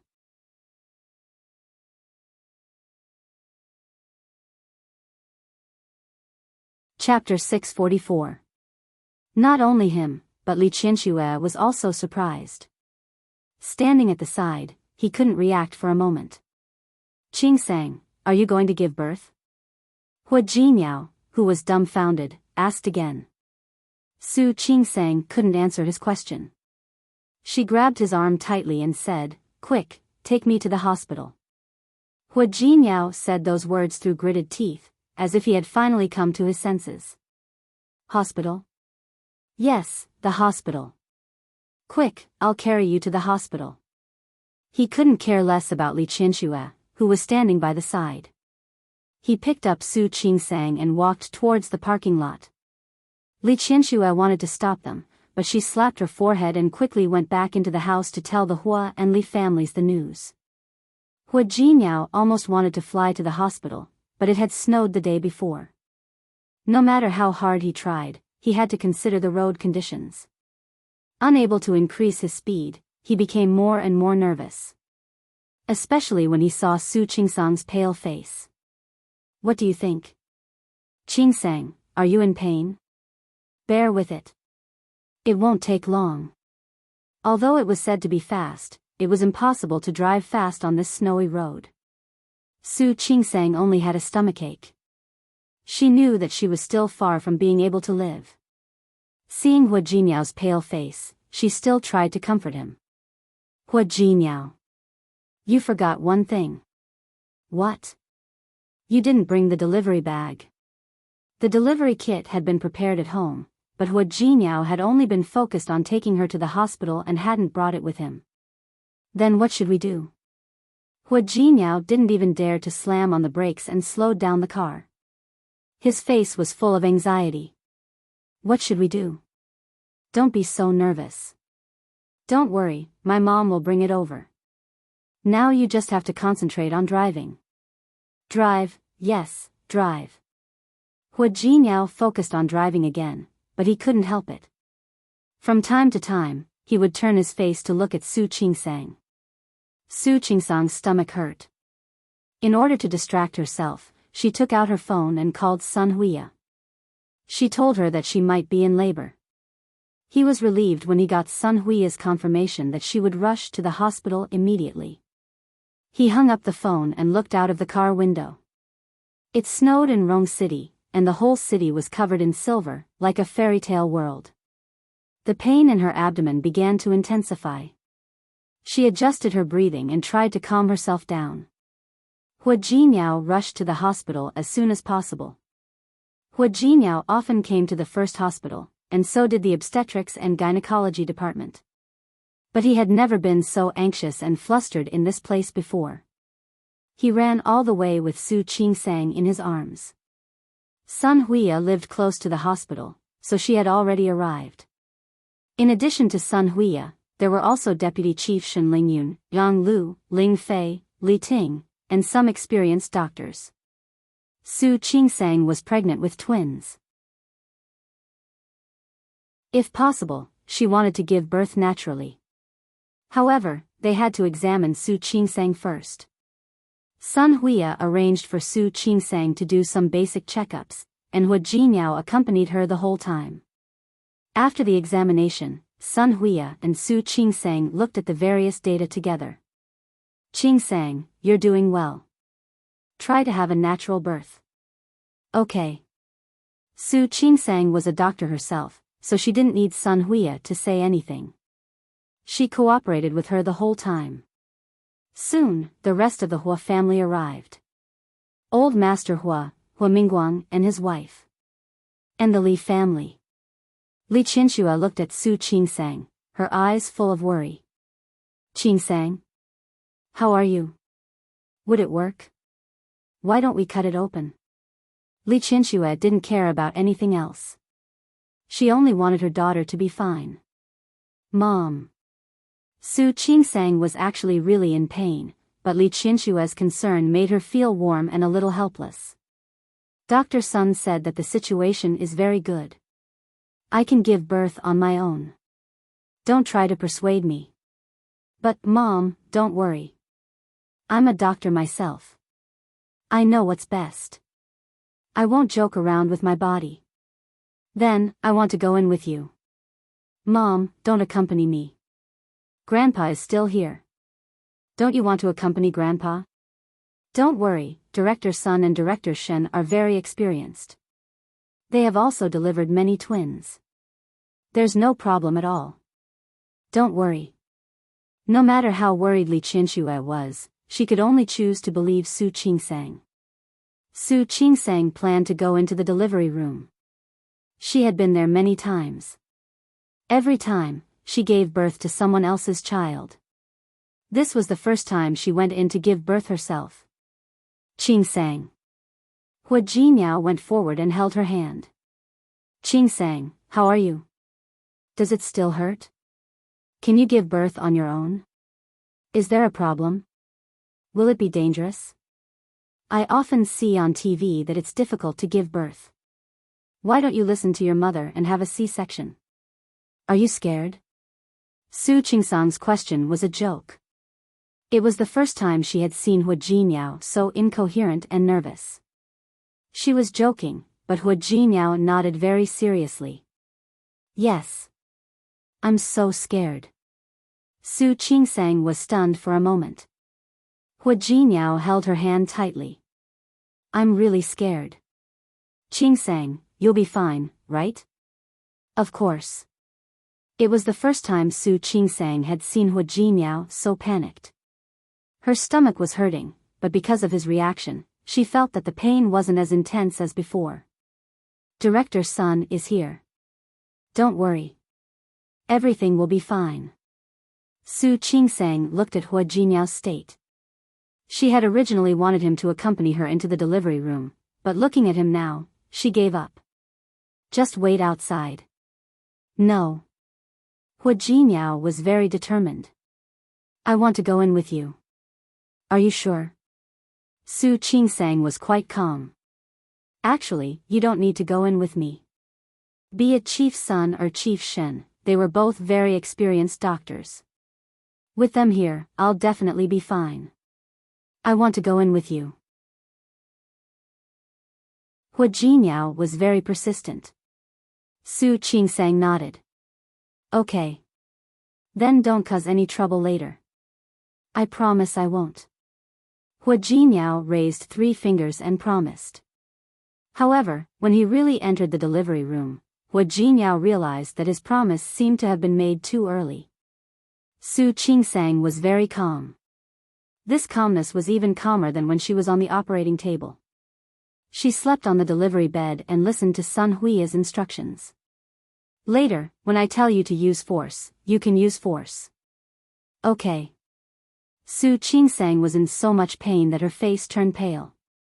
However, Hua Jinyao's face was even paler than hers. Honey, if you're in pain, you can bite my hand. Hua Jinyao grabbed her hand very tightly. It was obvious that he was very nervous. In contrast to his nervousness, Su Qingsang was calm. Why would I bite your hand for no reason? Aren't you in pain? I can bear it. Don't bear it. You'd better bite me. Su Qingsang took a deep breath. Hua Jinyao, calm down. Don't forget that I'm a doctor. Oh. Hua Jinyao watched as her face became paler and paler, her breathing became heavier, and the sweat on her forehead increased. Honey, are you really not going to bite me? Sun Hui had already started to prepare for the delivery. Seeing Hua Jinyao like this, she inexplicably wanted to laugh. She held back. Shut up. Su Qingsang glared at him. Don't speak. Qingsang, you can start using force now. Su Qingsang began to use force. She didn't scream like an ordinary pregnant woman. That wouldn't help, and it would also cause her to lose strength.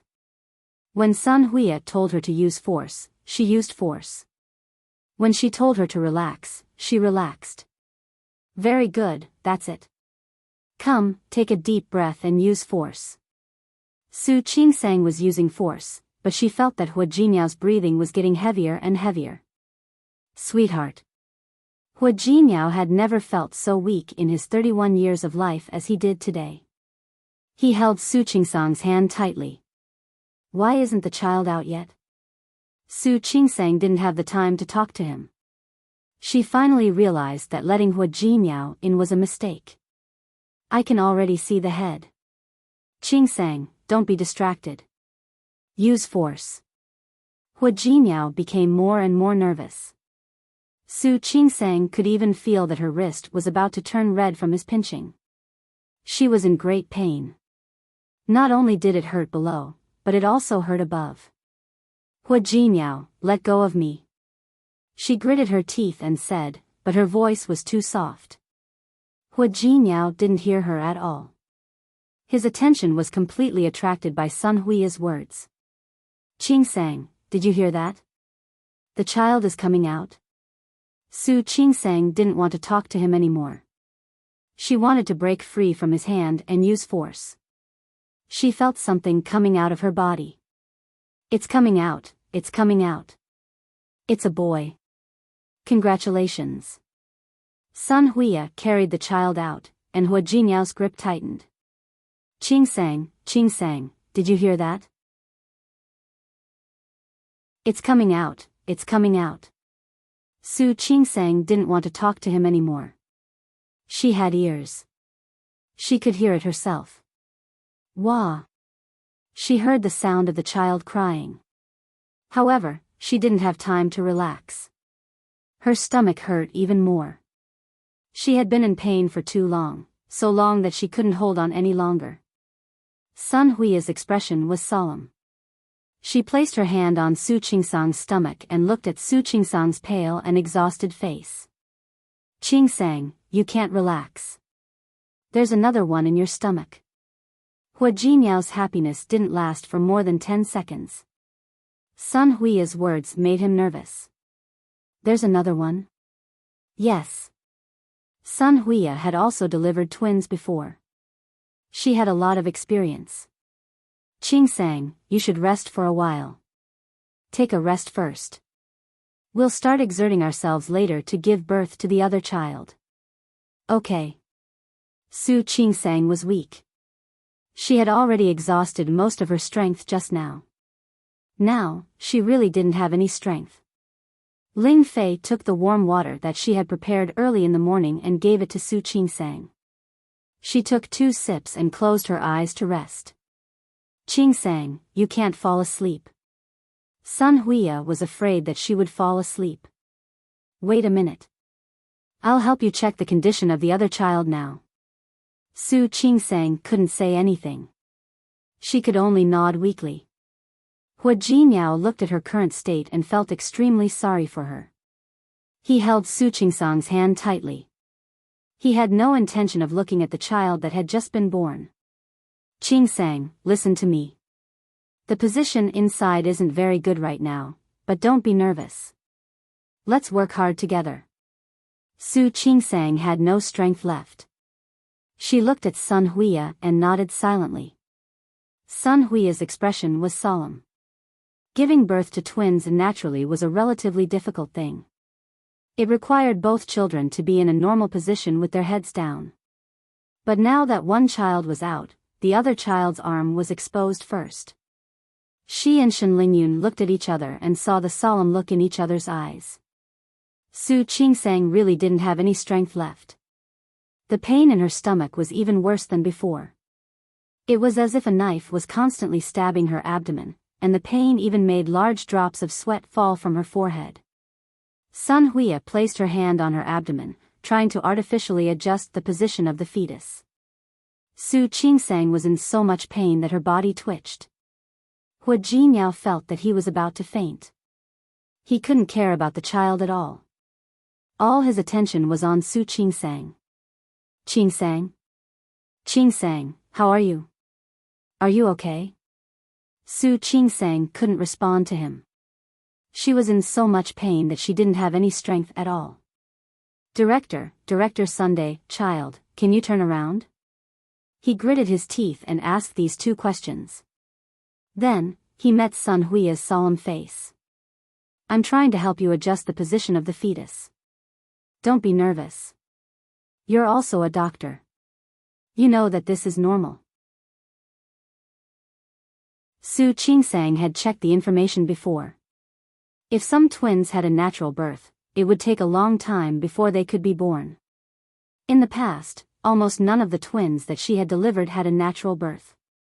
They were all delivered by cesarean section. Since she had planned to have a natural birth, it wouldn't be as easy as a cesarean section. She closed her eyes to rest. She was extremely sleepy, in pain, and tired. She almost couldn't hold on any longer. When she was a doctor, she knew that pregnancy and childbirth were very difficult, but she didn't expect it to be so difficult. Qingsang, wake up. Don't sleep. She heard Sun Hui's voice in a daze. Not only him, but Hua Jinyao's voice was also heard. She wanted to open her eyes, but it was very difficult. She couldn't open her eyes at all. Her body hurt so much that she didn't even have the strength to open her eyes. Qingsang, wake up. The child is coming out. You have to cooperate with me. Qingsang. Qingsang, she heard people calling her, but she couldn't open her eyes. She was so tired, as if she had lost all her strength. At this moment, Su Qingsang was no longer the calm and rational doctor. She knew that there was another one in her stomach, but she was too tired and had no strength. Qingsang. Qingsang. Hua Jinyao looked at the pale and powerless Su Qingsang. He realized that he couldn't wake her up no matter how hard he tried. He was terrified and looked at Sun Huya. What should we do? Dr. Sun? Qing Sang can't wake up now. Why don't we perform a C-section on her? We can't do it now. Sun Huya's expression was more serious than before. The child's head has already fallen down and is stuck at the entrance of the uterus. At this time, we can only wake her up and let her give birth to the child by herself. Qing Sang, did you hear that? Qing Sang, wake up quickly. Hua Jinyao had never been as panicked as he was at this moment in his life. He was panicking and at a loss. He didn't know what to do. He held Su Qingsang's hand tightly and kept kissing her sweaty cheek. Qing Sang, wake up. We still have a baby. Don't sleep. Try harder. Don't sleep, okay? Su Qingsang couldn't hear it, or perhaps she could, but she couldn't wake up. She just felt tired. She felt very tired, very tired. She didn't have any strength, let alone giving birth. Qing Sang? Qing Sang? Sun Huya's expression was rather ugly. She reached out to pinch Su Qingsang's philtrum. Qing Sang, wake up. Try harder. Wake up. Just once. Wake up. Su Qingsang felt noisy and tired. Some things didn't matter to her, but when it really happened to her, it was often a doctor who didn't treat himself. In fact, her previous performance was already quite good, but she was pregnant with twins. Qing Sang? Hua Jinyao called her a few times, but he couldn't wake Su Qingsang up. His heart became more and more flustered. He held her hand, bent down, and placed her hand on his face. He leaned down and looked at Su Qingsang, who had her eyes tightly closed and was exhausted. Qing Sang, I beg you, wake up. Listen to me. There's something I've never told you. Don't you want to know what it is? Su Qingsang heard it, but she was really too tired and in too much pain. She didn't have the strength. Qing Sang. Hua Jinyao kissed her cheek a little hard. He wasn't even afraid of hurting her. He wanted her to wake up. Qing Sang. I love you. He kissed her forehead, her eyelids, the tip of her nose, and her lips. Looking at Su Qingsang, who didn't react, Hua Jinyao felt his eyes start to sting and swell. Qing Sang, did you hear that? I love you. I really, really love you. He didn't see Su Qingsang's brows move slightly. He just pressed his face against her cheek. Do you still remember the first time we met? It was also in the hospital. You stood in the hospital corridor and said that the wedding was cancelled in such an imposing manner. At that time, I thought that this woman was really decisive and strong. You proposed to me, and you asked me if I wanted to marry you. You didn't see the look in your eyes at that time. There was a hint of nervousness in her anticipation. She was afraid of being rejected, afraid of losing face, especially in front of such a scumbag. Hua Jinyao looked at her stubborn but unable to hide the trace of vulnerability in her eyes, and his heart skipped a beat. He generously agreed to her request. He agreed to marry her. At that time, he thought, so what? Wasn't it just marriage? Anyway, Grandpa had wanted him to get married for a long time. This woman, with such a personality, Grandpa should like her, right? Married life was much better than he had imagined. Su Qingsang's personality looked a little cold on the surface, but her heart was as warm as fire. Her coldness was protective, and she only used it on people she was not familiar with. Her background, her personality, and everything about her. After slowly understanding her, Hua Jinyao found that there was a shadow of Su Qingsang in his heart and eyes. Because of the accident in his childhood, there seemed to be nothing wrong with him on the surface, but only he knew that there was a wall in his heart. Not just anyone could enter the heart of an impenetrable fortress. However, Su Qingsang was able to push down his wall bit by bit and stubbornly moved in. Qing Sang, I love you. Do you hear that? Wake up quickly. Okay?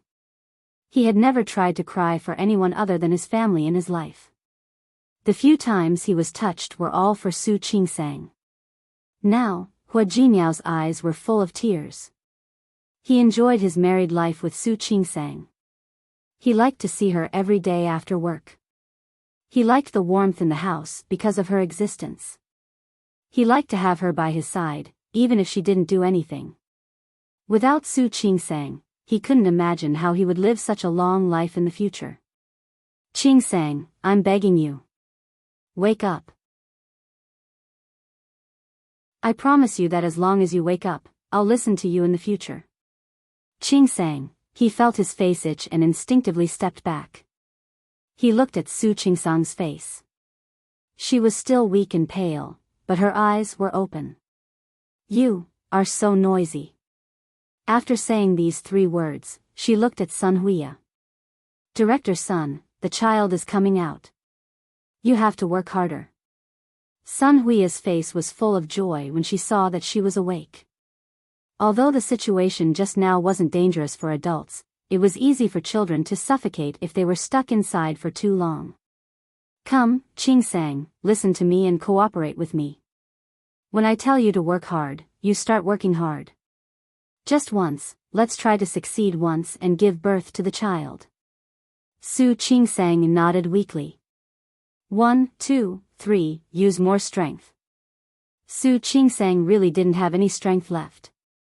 Amidst the pain and exhaustion, she saw Hua Jinyao's face that was as pale as a sheet of paper.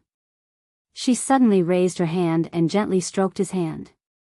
Hua Jinyao grabbed her hand and pressed it tightly against his face. Hua Jinyao. Su Qingsang squeezed out those words with all her strength. I love you too. After saying this, she used all her strength. This time, the feeling of relaxation really came. Something left her body. She heard Sun Huiya's voice. I've given birth. This is a daughter. Qingsang, you've given birth to a pair of twins. Su Qingsang curled her lips.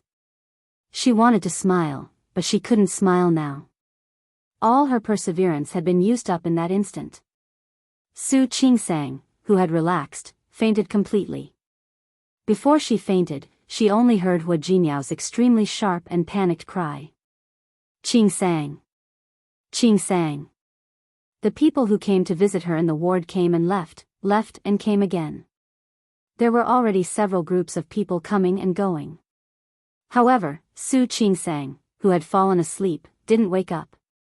Hua Jinyao had been by Su Qingsang's side the whole time. He didn't have the time to care about others, let alone the child.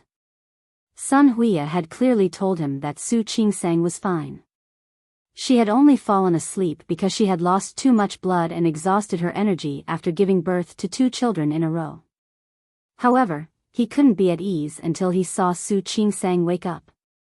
He held her hand and didn't let go no matter how the people who came to visit Su Qingsang came and went. It had been a day since Su Qingsang gave birth. Today was already the 3rd day of the new year. However, Su Qingsang still hadn't woken up. Hua Jinyao couldn't sit still anymore. He resisted the urge to ring the bell and told himself that he had to believe in Director Sun and believe that Su Qingsang was fine. It had been snowing for the past 2 days. In the evening, the snow outside finally stopped. Hua Jinyao looked out of the window and then at Su Qingsang. He pressed her hand against his face again. Qingsang? Look, the snow has stopped. Didn't you say that you like to make snowmen? Wake up quickly. When you wake up, I'll make one for you to see. Qingsang, you've given birth to a pair of twins. The doctors in your hospital all say that you're amazing. Don't you want to get up and see the children?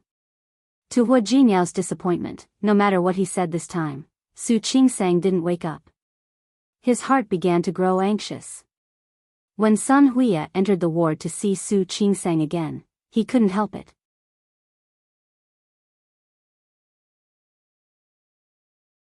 Chapter 645. You know, when Qingsang gave birth, she wasn't in a good state, and she lost so much blood. This will make your body weak and you need to rest. Just because she needs to rest doesn't mean that she's unconscious, right? Hua Jinyao was really anxious. Didn't you say that she's fine? Since there's no problem, why isn't he waking up? I only said it's not a big problem. I didn't say she can wake up immediately. Then how will she wake up? Sun Huya looked at Su Qingsang. After sleeping for a night, her complexion was a little better than yesterday, but it was still as pale as a sheet.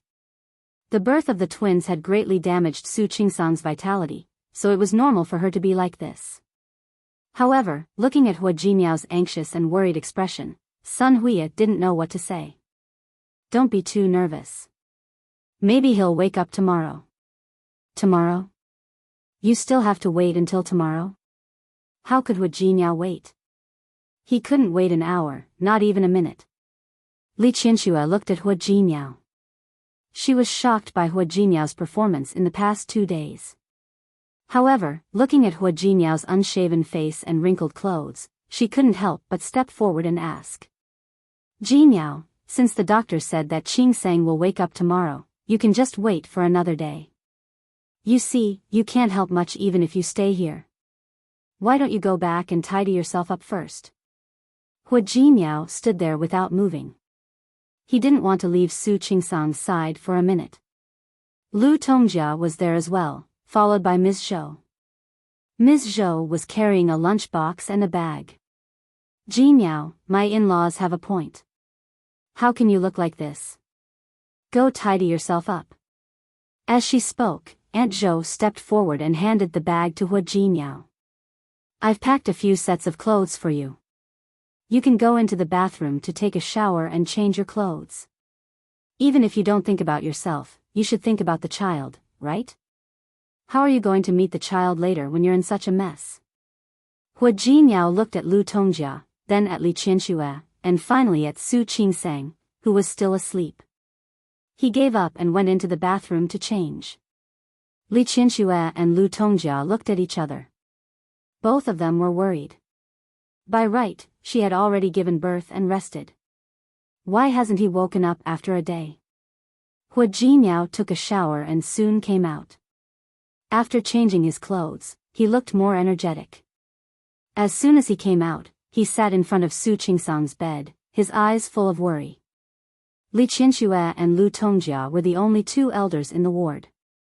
Old Master Li, Hua Jinyao, and the others had accompanied him for the whole day and most of the night. In the end, he couldn't take it anymore and went back to rest. Sun Huya looked at Hua Jinyao, sighed, and left. At night, the elders all went to sleep. However, Hua Jinyao refused to go to bed. He also refused to let the caregivers or the aunties take care of Su Qingsang. He had not taken a look at the child since it was born, and he did not want to. He just stayed with Su Qingsang and refused to leave no matter what. Qingsang, don't you want to wake up and see our child? You see, you haven't seen them yet. Although I haven't seen it either. Su Qingsang fainted not long after she was born. When the second child was finally born, Su Qingsang was completely exhausted. She couldn't wake up. So don't expect me to tell you what the 2 children look like. I haven't seen them either. Do you want to wake up soon? And then come see them with me? Qingsang. You were the one who asked me to be a father. I hope that I can experience all the first times in my life with you. His eyes were a little red. He didn't want to sleep. He gently placed his face beside Su Qingsang's arm. He just looked at her sleeping face. Honey, I'll wait for you. When Su Qingsang opened her eyes, she felt that her body was limp and she had no strength at all. She seemed to have had a long sleep. When she woke up, her spirit needed to recover bit by bit. She saw sunlight shining in the ward, and there was snow on the windowsill. The sunlight refracted on the snowflakes, shining with crystal clear light. It was exceptionally beautiful. Following the light, she saw the top of his black hair. Hua Jinyao was sleeping by her bed. His face was covered with stubble. There was also a circle of darkness under his eyes. She remembered hearing a lot of words when she was asleep. When she woke up, she didn't remember it clearly. She only remembered that Hua Jinmiao said that he loved her. She raised her hand and gently stroked the top of his hair, then moved it to his face. As soon as her hand touched Hua Jinmiao's face, he grabbed it. He raised his head and looked at her with wide eyes. There was obvious surprise in his eyes. "You're awake? Qingsang, you're awake?"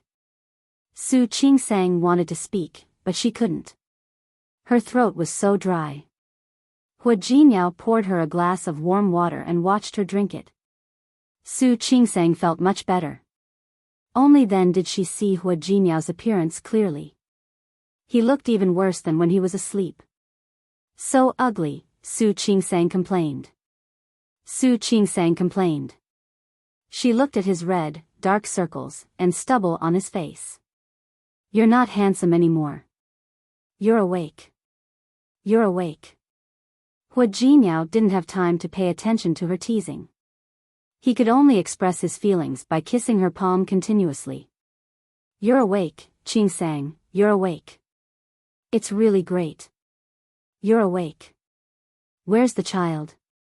Su Qingsang felt her stomach was empty. Only then did she remember that she had given birth to the child yesterday. "How's the child?" "I don't know." "You don't know? You fainted after giving birth to the child." "I didn't have time to take care of the child." Hua Jinmiao couldn't hide his worry. Su Qingsang stared at him with her eyes wide open. Why are you like this?" "Then, I've been sleeping for so long." "Okay. Thank you." Director Sunday DeBeo had stayed in the nursery for 2 days. His facial features had grown a little more than when he was born. His little face was red and he looked very healthy. DeBeo was 2.8 kilograms when he was born. Xiaobao was 2.5 kilograms. Xiaobao was lighter. But they're all very healthy. "Qingsang, you're amazing." Su Qingsang looked at the little baby and felt her heart soften. "Director Sun, can I carry him back to the ward? I want to breastfeed him." "Of course you can. You can try to let him drink milk, but you have to. I reckon that there won't be enough milk." Su Qingsang smiled. Whether it was enough or not, she didn't want to rely on others to breastfeed the child. She wanted to do it herself. After looking at DeBeo, she went to look at Xiaobao. The little girl said that her skin wasn't red like that of ordinary children. Instead, it was white and tender. She was small and looked very cute. When Su Qingsang saw her daughter, she felt as if her heart was about to melt. It was completely different from seeing her son. "Jinmiao, that's our daughter." "Yes." Hua Jinmiao also saw her. It was his first time seeing his daughter. Her small face and tightly closed eyes. She slept there and didn't need to do anything, but Hua Jinmiao could feel that his life was complete. He bent down and hugged Su Qingsang tightly. "Wife, thank you." Only then did he truly feel that he had become a father. A son, a daughter, and Su Qingsang. They would be his entire world now and in the future. "Thank you." "You're welcome." Su Qingsang smiled. She glanced at Sun Huya. "Does she need to be observed for a long time?" "No need. She can leave the incubator tomorrow." Sun Huya smiled. "Your daughter is like you. She's also very strong." Su Qingsang smiled so much that her eyes narrowed. Her body hadn't fully recovered yet, so Sun Huya asked her to go back and rest first. As for contact with the child, there was no rush. There would always be a chance. Li Qianxue had already seen her grandson yesterday, but now that she saw him again, she still couldn't help but want to hug him. He looks so good. He looks like Hua Jinmiao when he was young. Lu Tongjia looked at the child from the side. Now that he had grown a little, his facial features were even more obvious. "I think his eyebrows and eyes look a little like Qingsang's." He's so young, and you can tell who he looks like. Su Yusen, who had rushed over, glanced at the little baby and clicked his tongue. Why do I feel like no one looks like him? How can you say that? Li Qianxue couldn't help but pat her son on the head. What nonsense are you talking about? It's true. Only you guys can tell who he looks like. I can tell. I think he looks like me. Su Yusen didn't stand on ceremony at all. Haven't you heard of him? Nephews look like uncles. Su Qingsang couldn't help but laugh. When she laughed, she felt a little pain in her abdomen. She just couldn't help it. You look like Qingsang. Who do you think the child looks like? So, Su Yusen said rather shamelessly, he has to look like me. Lu Tongjia couldn't stop laughing. She was very amused by Su Yusen. Su Qingsang looked at the scene in front of her and felt that it was really good. What's the child's name? Li Qianxue looked at Lu Tongjia. If the name isn't decided so quickly, let's call him by his nickname first. De Bao's nickname is Xiang Xiang, and Xiaobao's nickname is Nian Nian. Xiang Xiang? Okay. Okay. Lu Tongjia hugged him and thought about it. Looking at the tender little face, her eyes suddenly turned red. Mom. Hua Jinyao stood next to her and put his hand on Lu Tongjia's shoulder. He didn't say anything, but the name had already said everything. It's okay. I'm happy. Lu Tongjia looked at the children in her arms. The pain she had felt in the past had lessened a lot because of the birth of these two children. There were still regrets, but she would learn to let them go. People always had to look forward. A day later, Su Qingsang had mostly recovered. Because it was a natural birth, she was discharged from the hospital after observation.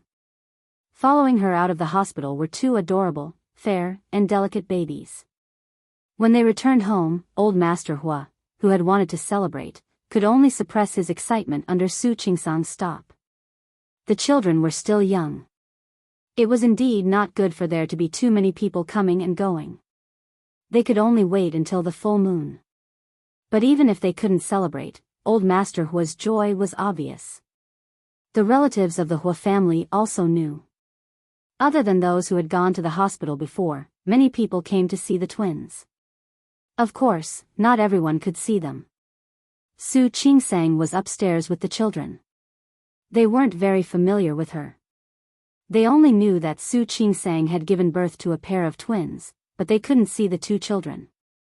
If Su Qingsang was alone, she wouldn't be able to take care of the two babies. Even with Li Qianxue and Lu Tongjia, it was the same. What would they do? The Hua family hired 2 nannies and 2 aunties to take care of the 2 babies. Li Qianxue took advantage of the New Year's holiday to stay. Every day, she looked at her grandchildren and felt her heart soften. After the 7th day, Su Yusen and old Master Li returned to Lin City first. Li Qianxue continued to stay, wanting to spend a few more days with her daughter. Hua Jinyao returned to work. Although he wanted to spend more time with Su Qingsang and her children, there were still things in the company that he needed to deal with. However, he didn't go out to socialize at all. If there was anything, he would leave it to Yang Wencheng and Zhang Yang. If he really needed to make a decision, he would go to the company. He even threw some of the work to Hua Mingguang. And he called his behavior accompanying the children during the confinement period. Hua Jinyao learned how to be a stay-at-home father. There were nannies and aunties at home, but most of the time, he preferred to do it himself. He still remembered how he felt the first time he hugged Xiang Nian. He also remembered how he felt the first time he hugged Nian Nian. When the 2 children were in his hands, he felt as if he had hugged the world. The honor of changing diapers for the first time fell on Xiang Nian. Perhaps it was because as the older brother, his body was better than his sister's. Xiang Nian ate more.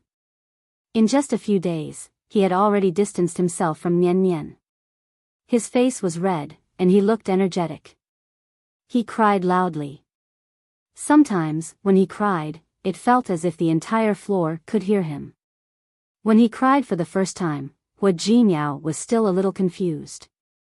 He understood that the child had only peed on his body, so he personally changed the child's diaper. He was a little clumsy, but he was especially careful. Su Qingsang looked at Hua Jinyao and suddenly had a feeling. She thought that Hua Jinyao would definitely be a very good father in the future. He would give all his love to these two children. Although he thought about it, what made his heart ache even more was Nian Nian. Contrary to what he thought, Nian Nian, who was born dozens of minutes later, was very quiet.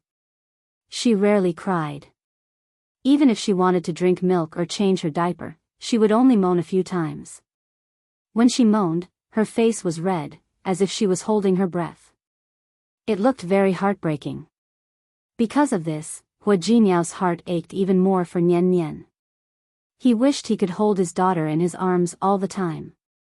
Every day, other than taking care of Su Qingsang, he spent the most time with the two children. When Xiang Nian was washing the third day with Nian Nian, the Hua family came. Afraid that he would startle the two children, Hua Jinyao only carried the twins for everyone to see, then carried them back to their room. He was very protective now, so he was even easier to wake up than Su Qingsang. The baby's room was arranged next to their room, and there was also a nanny and auntie to take care of the children. However, every time the child moaned, Hua Jinyao would wake up immediately. He had to work during the day and take care of the children at night. He was also responsible for accompanying Su Qingsang and slowly recovering with her. A few days later, Su Qingsang had recovered a lot, and she looked a little more plump. However, Hua Jinyao had lost weight. Seeing this, Li Qianxue was a little more satisfied with this son-in-law. There was no harm without comparison. Looking at what Hua Jinyao had done and thinking about what Su Qinghui had done, she could tell that Hua Jinyao truly loved Su Qingsang and treated her and her son well. She had nothing to worry about. She didn't tell Su Qinghui about the baby. If he wanted to know, he would naturally find out. Li Qianxue didn't think it was necessary to inform him. She would rather not see Su Qinghui. She didn't mention Su Qinghui, and neither did Su Qingsang. The mother and daughter often stayed together during the day. Li Qianxue was afraid that Su Qingsang would be bored during her confinement, so she always talked to her and took care of her. Just like Hua Jinyao took care of the two children, Li Qianxue would rather take care of Su Qingsang herself. She often blamed herself for not doing enough in the past and wished that she could treat Su Qingsang better. After more than 10 days, the relationship between the two had improved a lot. Lu Tongjia had also taken this opportunity to improve her relationship with Hua Jinyao. There were 2 more children in the family. There were many topics that the elders could talk about. For example, today, Nian Nian drank more milk. Thinking about it, she cried a few more times. Because of the existence of the 2 children, the Hua family suddenly had countless more vitality. That day, Hua Jinyao returned home with a bag. During this period of time, there were enough gifts. Whether it was Li Qianxue or Lu Tongjia, no one was surprised. When the things were carried upstairs, no one opened them. It wasn't until night time that everyone else had gone back to their rooms to sleep. The child was also carried to the baby's room to rest. Hua Jinyao carried the bag and sat down by the bed. What? So mysterious? Hua Jinyao said that Su Qingsang had a hard time giving birth, and he would bring her some surprises from time to time. However, this was the first time he had been so mysterious. Hua Jinyao didn't say anything. He just took out the things inside. There were 2 sweaters and 2 onesies. There were also 2 small vests, both made of wool. They weren't thick and were suitable for babies to wear. It could be seen that they were made of high-quality wool. The fine stitches were especially soft. It was very comfortable to touch. There was no need for Hua Jinyao to explain in detail. Su Qingsang knew who prepared this. Auntie is here? She came to look for you? Strictly speaking, she didn't come to look for me. She came to look for Yang Wenchang. Tianyu Group couldn't enter without an appointment. Xiang Kaiping didn't intend to disturb Hua Jinyao and let people know that she had a relationship with Hua Jinyao. She went to Tianyu Group, found Yang Wenchang, and gave him this. Yang Wenchang had helped Hua Jinyao deal with many things in the past, so he naturally knew Xiang Kaiping. She said that she speculated that the two children should be about to be born during this period of time. It wasn't convenient for her to visit, but she had to prepare the gifts first. When Yang Wenchang told her that the children had been born, she was very happy. She was even happier when she heard that they had given birth to a pair of twins. She handed the gifts to Yang Wenchang and asked him to pass them to Hua Jinyao. That's great. That's great. Qing Sang is a lucky man. Please tell Jinyao not to tell Qing Sang that it was me who prepared it. She said that, but Hua Jinyao couldn't not tell her. Moreover, with Su Qingsang's intelligence, it was impossible for her not to guess. Su Qingsang stroked the two sweaters, picked them up, and gently smelled them. She thought of something and suddenly smiled. Put them away. Huh. When my mother returns to Lin City, I'll take them out for the children to wear. Besides, it's too big now. I can't wear it. Okay. Hua Jinyao nodded and got up to pick up the sweaters inside. And this. A pair of longevity locks. In Lin City, there was such a custom. If a grandmother became a grandmother, she had to prepare a longevity lock for her children. Li Qianxue had already bought one before, and it was more exquisite than this. However, this one was also Xiang Caiping's intention. Su Qingsang's eyes were a little sore. She blinked her eyes, suppressed her emotions, and looked at Hua Jinyao. Put them away. When they grow up, leave them to the children. The twins were children of the Hua family, so they naturally didn't lack such things. But this was a kind intention. You're tuning into the Romantic Tales YouTube channel. Don't forget to subscribe and join us on this journey to catch the most captivating stories.